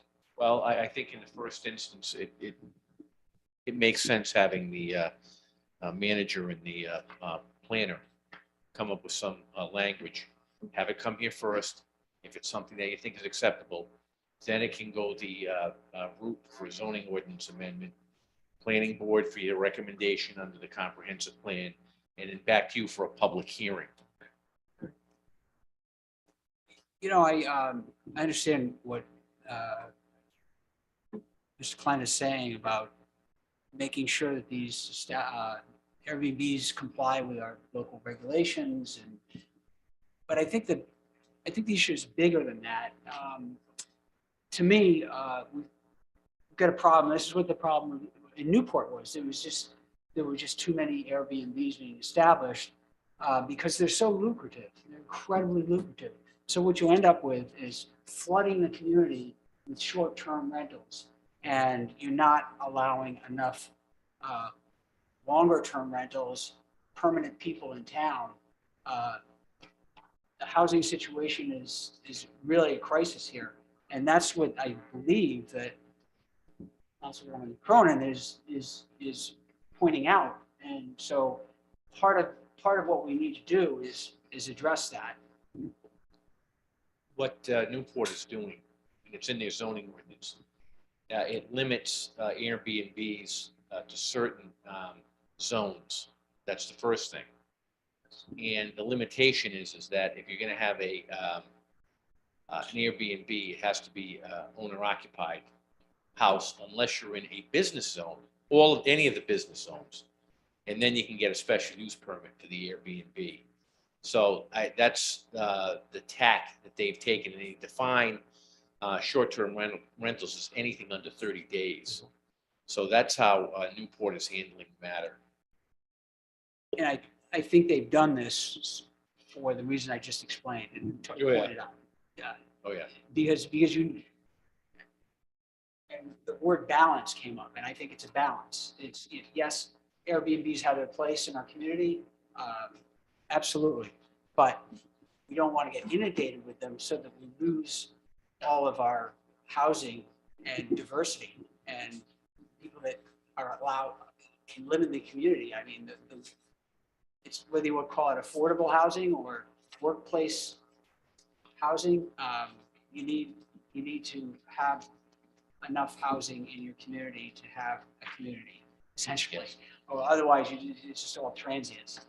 So, Correct, and I think that Newport is concerned about that. Providence, the Providence ordinance goes closer to the model that Mr. Calenda was talking about. So these two will have a fun looking at the ordinances, and I'm almost envious that they get to do it. Councilman DePasquale? I have a question. I've heard the word affordable housing, the phrase interjected into this. Has the definition of affordable housing changed, or is it still a voucher needed? Still a voucher needed to meet the qualification. That's going to come up in the next section. Right, so these really aren't synonymous. Yeah, To there's say some- that there's some legislation coming through that's going to wiggle around with that. So we'll Possibly. have a better report for you in July. on the affordable housing. Oh, yeah. So can we, all right, moving NB2 forward. I guess we're looking for a motion to refer this to the town planner and the town manager to come up with some draft language. So moved. We have a motion. Second. And a second. All in favor? discussion. Yeah. Sure. I would just like to add that I believe he finally went home. We'd like to include the fire chief in this conversation because he has questions and concerns about fire codes and how they apply, and the building official, obviously. So it doesn't necessarily need to be part of your motion, but we are going to be working with those department heads as well. We don't really need any ordinance to do that. State law covers the requirements for compliance with that, but we can look into it so that people will know. Yeah. Right, there's some questions about the fire code, especially when you get into a multi-unit building. Yep. Okay. so Don't we be have- limited by who you want to. We have a motion and a second. All in favor? 6 years worth of All right, term limits. okay, moving on to NB3. Discussion and action regarding the town's affordable housing plan. Councilwoman Cronin, I believe this is on you as well. Yeah, I mean, I don't think it's a surprise that the conversation around affordable housing is happening everywhere. And I just thought it was important that we have it publicly here and we hear some information about where we're at in achieving that goal and what the minimum requirement really means. And are we taking all of the appropriate and best steps towards achieving that minimum, that 10% minimum requirement? And I know that Mr. Ridley, our planner, has put together some information, some data for us because there's legislation happening. It's, are we doing all that we can do and that we should do? What is it that we really are supposed to do? It's actually very timely because the town has a pending appeal before the State Housing Appeals Board. This is an issue. I'm not going to address that appeal because I don't think it's appropriate in this forum right now. However, I'm going to make a suggestion on this because this is something that we need to address in timely too. I would like the opportunity to help the planner on this and have this continue to the July meeting so that we can give you a rendition of the legislation that, by the way, is moving and how that incorporates into the town's affordable housing plan and what effect the package of bills, many of which were sponsored, by the way, by Representative Speakman, so that we can incorporate that into a report to the council on this, including steps going forward, so that we conform to the changes in the law. Okay, can we have a motion to continue this to the July meeting?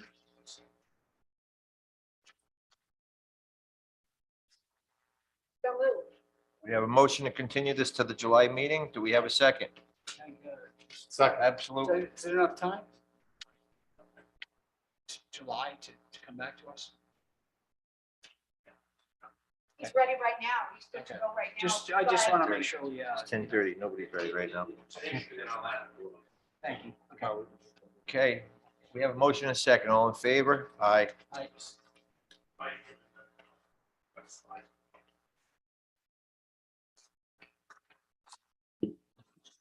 Yeah, I think that's all important information and that doesn't change, all the current condition information and even the proposed planning as far as the comprehensive plan, all that is unchanged regardless of the legislation. But there may be legislation that affects some of the numbers that you see in there as far as what's considered affordable or what the number of units are that are needed, that kind of thing.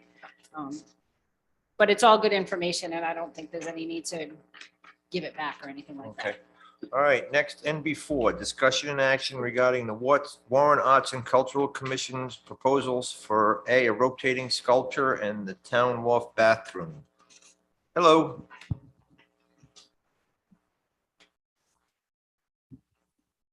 All right, my name is Erin D. Thomas, and I'm the chair of the Warren Arts and Cultural Commission.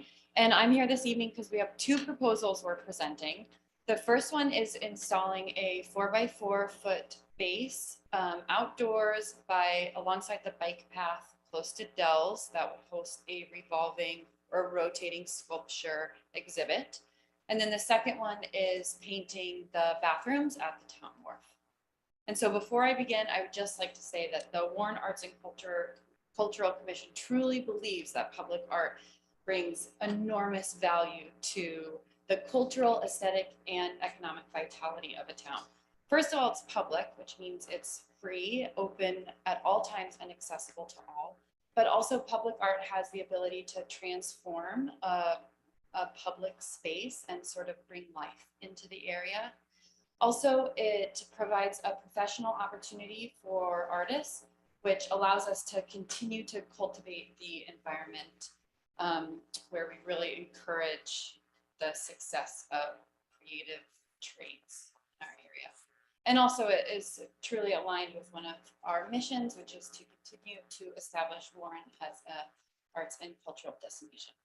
So you have the proposal in front of you. A couple things that I want to note is the sculpture base would be 4 by 4 feet. It's my understanding that a sculpture base needs to be 8 to 12 inches thick to house it, and that can be done either below or above the surface. The second thing to note is that it would be rotating, so the artwork would definitely be changing. And we would like to assemble a jury comprised of at least 2 local residents and a sculptor to select pieces. And then we would kind of handle the majority of the logistics over to the Avenue Concept, who specializes in public art and has partnered with the town before. Okay. Good question. Well, Is this going to go, is this going to replace the kiosk? The location?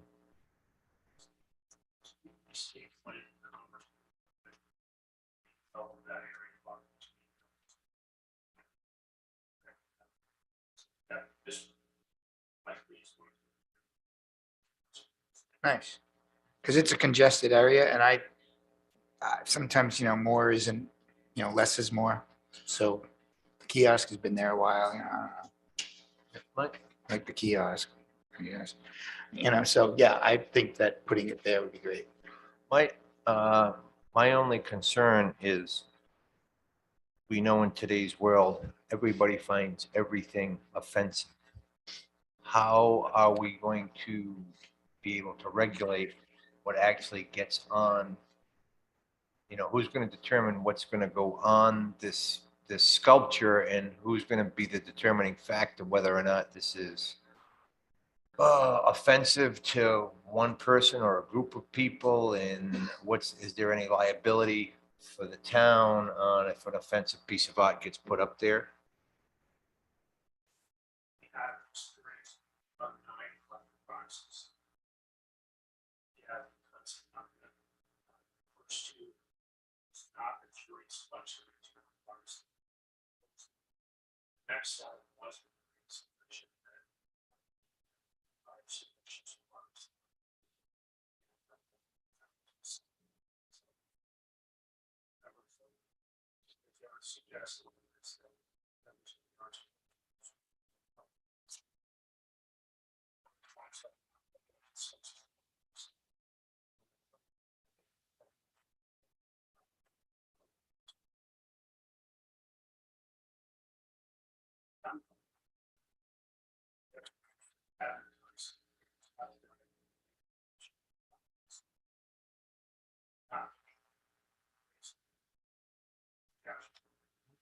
Is the sculpture going to be permanent or are you going to change it? We'll change it. You're going to change it? Yeah. Every So, 6 to 9 months. Yeah, The goal, yeah. maybe something that could go with the month you're picking, something. I'm not the artist of my family, my brother Bobby. May I just make one comment? And that's just that the town council has a written policy on public art. So you already have a written policy determining what is appropriate and not appropriate for public art as far as parameters. So that policy would apply to this as well. The final thing is, the claim would be an intentional infliction of emotional distress, that this art was done with the intention of offending someone. That's a tough standard to prove.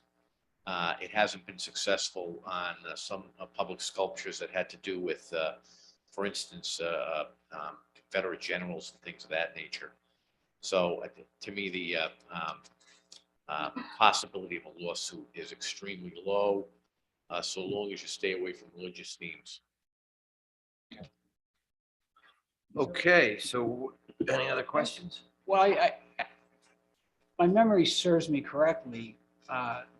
Quite a while ago, there was a proposal to do public art, and this question came up about who determined what is appropriate and not. And that was one of the reasons we even suggested the Arts and Culture Commission in the first place, so that there'd be a body of people overseeing this who were in that field and could appropriately determine what was right, correct and not correct. So, I mean, I think that's what we're doing in this situation.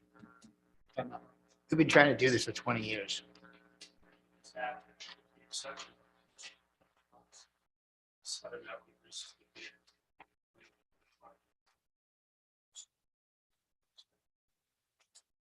Oh, I think if there's a line item, it's Well, it's okay next budget session, so. And I think the boxes, have been That's great incredibly news. successful. I mean, they've enhanced the environment and people point them out, and so it's exactly what we want to do. So I think we should definitely move forward. Will there be a preference for warrant artists?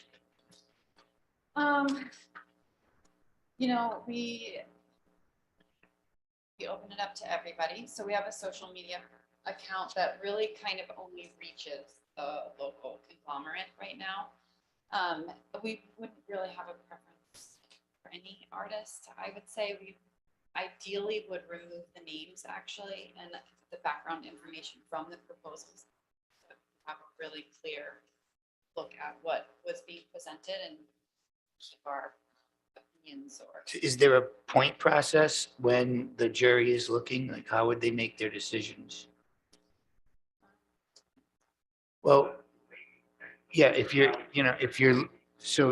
a Warren resident would be, it could be a simple process where they would just get 3 points. Like, let's say you were doing 10, maybe not 3, or maybe even just 1. So, right. So I just think that, again, when there's somebody from Warren, that would maybe be helpful just to have that little boost. And then if their art speaks, fine. I think it always ends up kind of coming down to, I think there'll be a lot of people applying. And I think that it's just, I'm not trying to keep people out. I would just like to show the Warren. I don't know. I'm a little biased towards, our Warren artists that are here. But it's just an idea. When you create your policy for judging.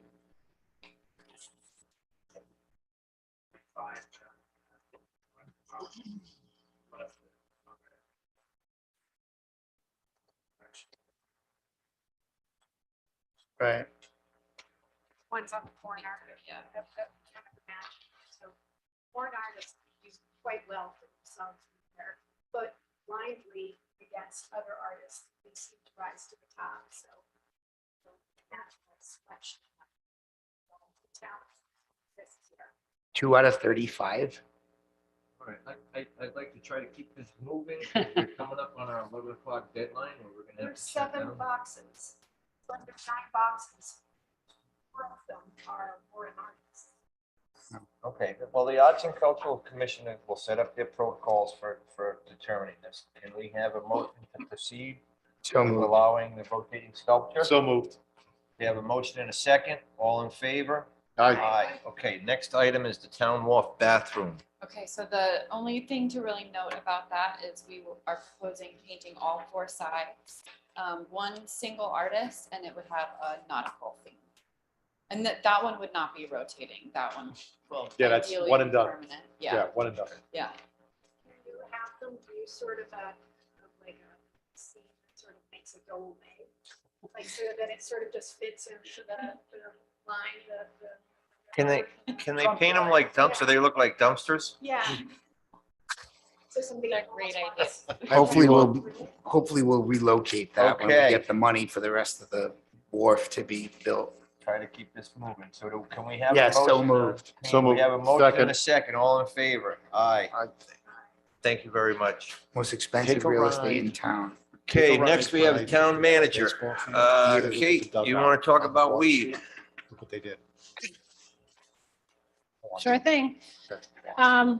So as the council, I'm sure is aware, adult use marijuana was approved this year by the legislature and signed into law by the governor.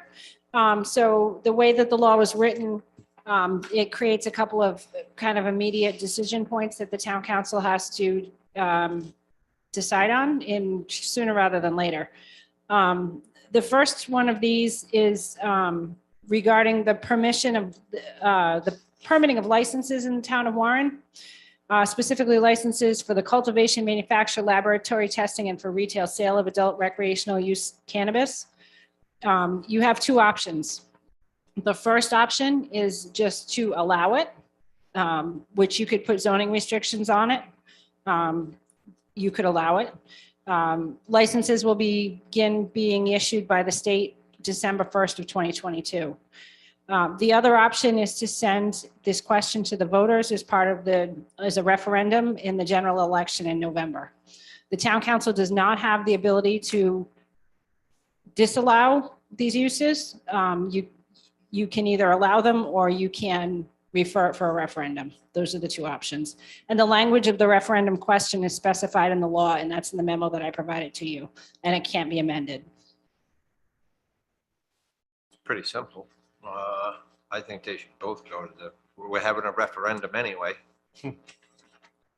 Wait, help me understand this. You said that We can't We deny can't change we that. can't deny the use, but what And we we can can't do. change the language. No. We can't change the language, but we can put this on a referendum. If the town votes it down, then it's not allowed.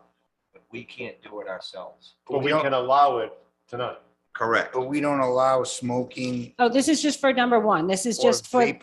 this is, number I'm just one. talking about number All right, 1, which okay, is for thank you. the business aspect of it. I'm sorry, I wasn't clear on that. Yeah, motion to move it to referendum.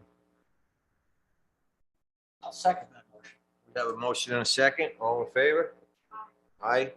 Okay, on to point number 2, Kate. So point number 2 is that the public use of cannabis is allowed under the current law unless it is specifically prohibited by the community. So this would not be a referendum question. This is something that the council would do through ordinance. And the language that's included in the state law is that you could ban or impose restrictions on the smoking or vaporizing of cannabis in public places, including outdoor common areas, parks, beaches, athletic and recreational facilities, and other public spaces. The question that has come up is, can't you just mirror the current regulations regarding smoking? The difference, the major difference is that currently you can walk down the street smoking a cigarette. Does the council want to allow people to walk down the street smoking something else? Could we mirror the law that requires outdoor consumption of alcohol? Because that's not allowed in parks, that's not allowed on the street. in the Well, that's what public. I was kind of Yes. coming up with. Yeah. Yeah. Yes. So my thought, if I may, was you mirror the smoking, but you also kind of mirror what Council President John Hanley was saying is the public. So I would go with, no public areas for our beaches, our playgrounds, School property is a given because that's an automatic. Public sidewalk, can we be that restrictive to say public sidewalk? You And then can, I would yes. also include any part of the bike paths that are contained in the town of Warren. You can, yes, and what I'd recommend that you do on this is refer the matter to the manager and the planner again for some suggested language on it. Now, I'm not doing this because I always do it, but the plain fact of the matter is there is a big discussion going on among municipal officials and the league, and even the trust, by the way. So I think rather than having us invent the wheel, we should consult with other communities to see what they're doing. But we have the parameters that the council wants, that you're looking for, so we can come up with language that's been vetted by more than just staff here in Warren. Okay. So basically, we're looking for motion to instruct the town manager and the town planner to consult with other communities. And I think the way we're leaning is towards the way Councilman Kalenda said, the same place that alcohol and cigarettes are regulated, possibly follow that same path. Is that what we're looking at here? Yeah, it's so new. I'm curious what other communities are doing and what's going on. Well, you can't drink in your car, but could you smoke in your car Well, if you're not driving? Yes. Yeah, so, you know, Um, I don't know. Exactly. Right. But that's still gonna be. So you can drink a beer in your car at the park? No. Not at the park. In your car. Windows open. I think we have to wait for this to come back from. May- the may- may- The league is gonna, the League of Cities and Towns is committed to writing a sample ordinance. So we expect to receive a draft of that next week. So that would be a good starting place, I think. What happens in the interim, like right now? It's legal, isn't it? I mean, so it's legal. So until we establish this policy, is that, no? You think no? Yeah. We need to get. I'm just Right. saying, I just want to be prepared. So right now, it's. As of right now, somebody could walk down the street smoking a joint. Absolutely, yes, they can. Okay. Yeah, Okay. so I just so people know, I mean, I'm not Right. suggesting they do that, but it's just Right. that we gotta be prepared until we make this policy. Right, so the licensing starts December 1st, but all the other aspects of the legislation take effect immediately. It already passed? Yes. Whatever. He signed it. Yeah. They signed it All right, May. so did we ever get that in a form of a motion to refer this? I'll make a motion that we refer this matter to the, Other cities and towns are doing and for them to come back So with us moved. with some proposed language. so moved. Second. Motion and a second, all in favor. Aye. Solicitor is looking for an executive session. May I ask that this matter be continued? I'll tell you why. I was waiting for some information and materials from the Rhode Island Local Risk Management Trust.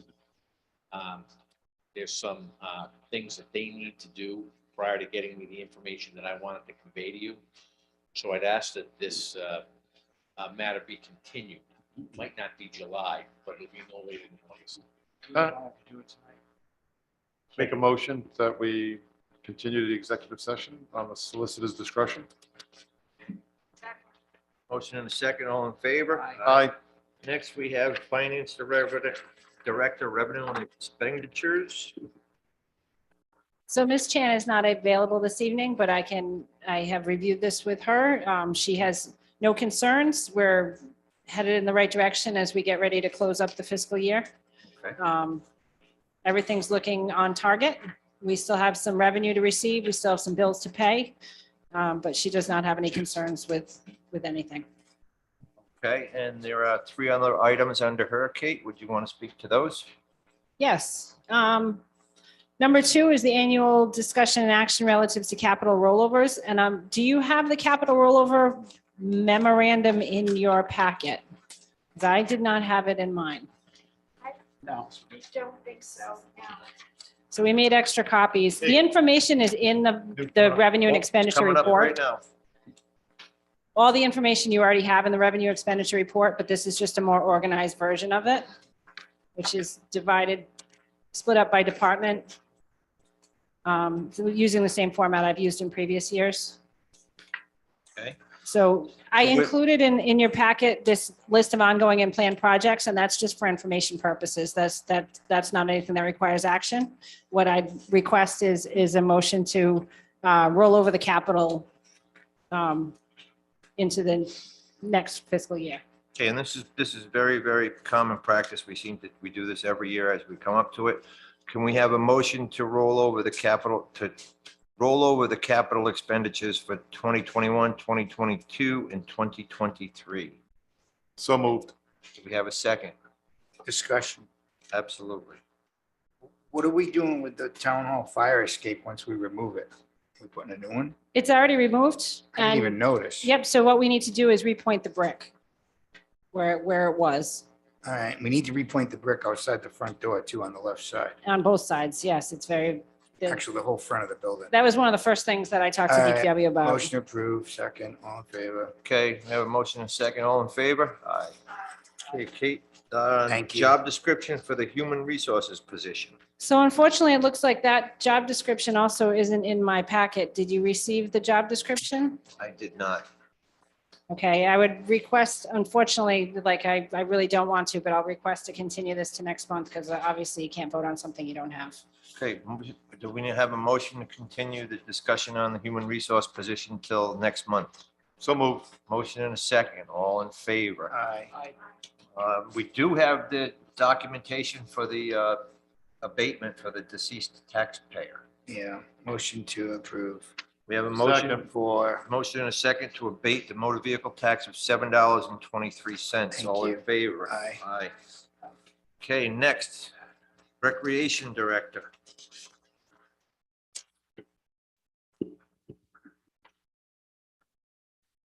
First on your agenda, Tara, is discussion and action regarding the concession rights. So there was no bids, so I just asked that I be able to go out and find a vendor. nobody responded, huh? So this is just for the meal Concession that- rights. No, this is for the concession rights. For like the lemonade. truck. Lemonade. Yeah, so like Pelagis didn't come back? They didn't respond, so I'm gonna reach out to them. Oh, okay, yeah. I make a motion that the recreation director have the ability to obtain a concession right bid. We have a motion to allow the rec director to seek bids or to seek a vendor because we received no bids. We have a second? Second. All in favor? Aye. Next, we have the change order for design work at Addispace. So we have met, Kate, Bob and I met with Addispace 2 weeks ago now. And so we will be, we're asking for this change. We did look at redesigning the project. They're supposed to bring some, we're actually meeting on Friday with them. They would like us to go forward on this change order, and then we can review their design, bring it back to you next month, and then hopefully bring it to the public in August with a design that they can view at maybe one of the concerts. And then we're also going to map out the area at Burrs Hill with all of the ideas and discussions that we've had with all of the interested parties, and then hopefully have something for September to vote on. And this is with a possibility of 2 sites? Yes. And another question, although it does say 20,000 total, this isn't 20,000 plus the 15 equals 35. I'm going to refer to Kate. Because it does say new contract sum is Yeah, 30,000, it so. says 20 It on the is. front page and 15 on the back page. And then it turns into 30. Right, the contract sum would be 30. The total contract sum would be 30. All right, so it says the estimated total fees of 20,000, so that's, I don't know, that doesn't add up. Then you No, got, the original was 15. right, The change is 15, so the total will be 30. Right, but if you read number 2 on the front page, it says I'm just Right. confused. the total think that's a fees typo. associated is 20. So yeah, we need to make sure that's corrected. Yep, that looks like, yep. Well, we can clarify that that's a typo. And I Okay, apologize sorry. for not being able to make the meeting, but did anybody clarify with these people that I wasn't happy with? I mean, I'm speaking for myself. I mean, what, they didn't bring anything to that first meeting. So that they know that we don't want to see a picture of something that isn't what we want, Yes. right? I mean, this Yes. is, they understand, is everybody, you were at the meeting? Well, yeah, and I mean, these guys get it, that we want to Well, see. I just wondered, so in other words, the first iteration was pretty widely rejected. And so now this next iteration will be exactly what? So they're going to come up with a design for us. They're going to, which has siding, which is more aesthetically pleasing to the area with a roof design.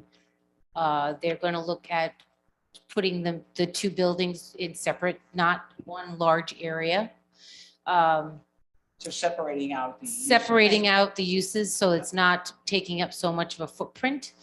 And they're also going to bring it they're going to map it out actually so that people can see it prior to you guys voting on it. Right, so we had a lengthy meeting with them and we reviewed all the comments that came in through the public process. One of the things we feel is important is to actually, and just to expound on what Tara's saying, to actually mark it out on the ground. This is where, with flags or with chalk paint or with whatever it is, to actually show where the proposed location would be on the site for context. But we did definitely talk about appearance and how appearance was of a primary concern. And we went through the specific suggestions that came in from the public as to how to make it more, what the big item that we talked about was making it more contextual and more in context with the surroundings. So will this proposal include bathrooms? Yes. Because one of the things we did at our last meeting was refer this back to you, manager, to show. And one of the things was to look at reusing the existing bathrooms. So this proposal would new bathrooms, and I'm not sure where we're at with that. Those existing bathrooms are not feasible. So Those that's- existing bathrooms are not, that's not, I can tell you as a construction person, those bathrooms are not feasible to be renovated to fit what we need. They're just not gonna do it, But we can renovate, we can clean them up. and keep Correct, we them, can yeah. use Yes. them, right, but they're not gonna, to make That could be a second phase. to make those ADA compliant Right, and they're not gonna satisfy the replace needs this. is gonna be more expensive than, and it's just gonna be a waste of funds, yep. This week?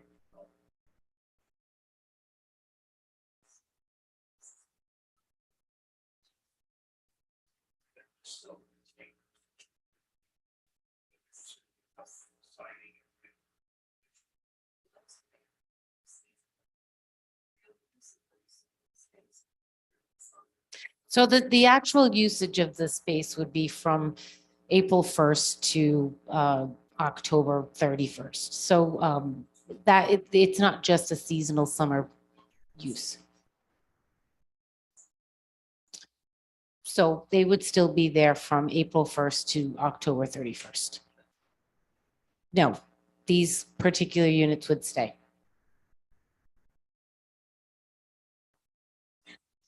Okay, So so the cost we're looking at total is. this is basically what we're discussing right now is to increase by $15,000 for the redesign, Adding 15.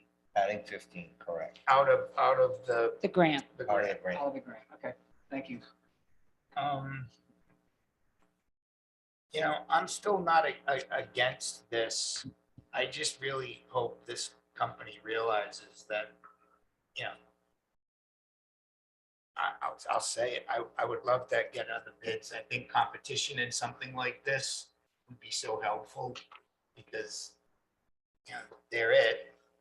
If they don't bring something good, they're it. If they bring something good, we happen to luck No, if out. they don't bring something good, we don't give them the contract to put it in. I understand that, but time, you know, it's on and I don't know, should we go out to bid? I think the problem is we don't have a project to put out the bid. Can't say we want bathrooms and a concession for the lunch program. I mean, what we're trying to get is a design. And once we buy this design, if we didn't want to go without a space, we could bid that All design. right, so there's some all right, so. We'll own the that B design. word, there's some value in this, at least Yes. whether they come in. We with get what some want or design, not. right, yep. Right. I'm being very optimistic. I want to be. I just don't want to ignore, you know, All right, so basically, like I said, what we Can I have make a to, motion to go past, because it's 5:11. I don't know, let's see. First, let's just, we need a motion to either to approve the $15,000 extra to see if we want I'll to. make a motion that we. All right, we have a approve motion. Do we have a second? Second. Okay, all in favor. Next, we have the police chief. Discussion and action for the purchase of one new SUV. Good luck, Karen. It's, Yes, just trying to get ahead of the game and put our order in for cruisers. Yep. To get it a little easier, but it's gonna take a while, so. This is for the allocated capital account from fiscal year 22-23. Okay. We have a motion to. Motion to approve. We have a motion to approve the new police SUV. Do we have a second? Second, quick discussion. Chief, have you, I know other departments have looked at electrical at all? I know Barrington has looked at it. I believe they bought one. Oh, They do, they got it. I can tell you, in Pawtucket, we got, I don't even want to go there because we got to get the hell out of here. I was just Just wondering if waste they of time would. until there's more charging stations. Sure. Yep.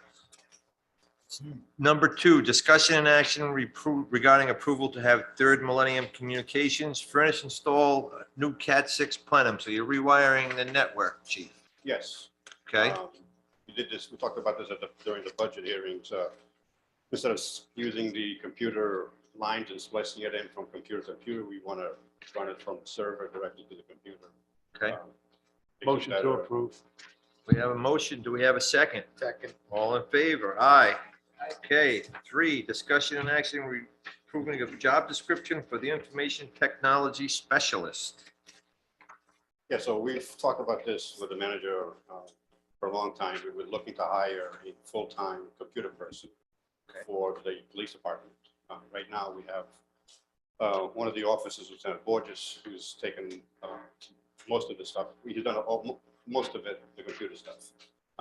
Recently, we've hired one person who comes in once a week to help out with him and take some stuff off his plate. But this person has agreed to, if we hire someone, which we interviewed, a college graduate with computer background, this person is willing to mentor that person and teach he or she about the police department functions. So we think it's a good idea that she would mentor this person, even though they have the computer knowledge, but not the knowledge of how this department works. Okay, and this would be financed through. Yeah, part of my memory, I don't see I don't remember the budget amount.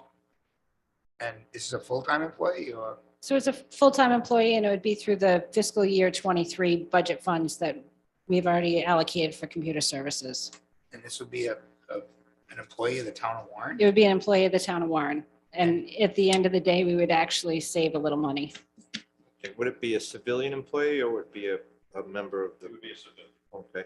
Are they going to be able to work on all our computers? That's the goal. All right. Long overdue. And one last question. Because this is specialized, this isn't gonna go to bid with the union or anything, right? Because it's job specific, title specific, and task specific, right? Correct. And that gets us outside of that, right, Anthony? It's, Correct, yeah. it's also highly confidential.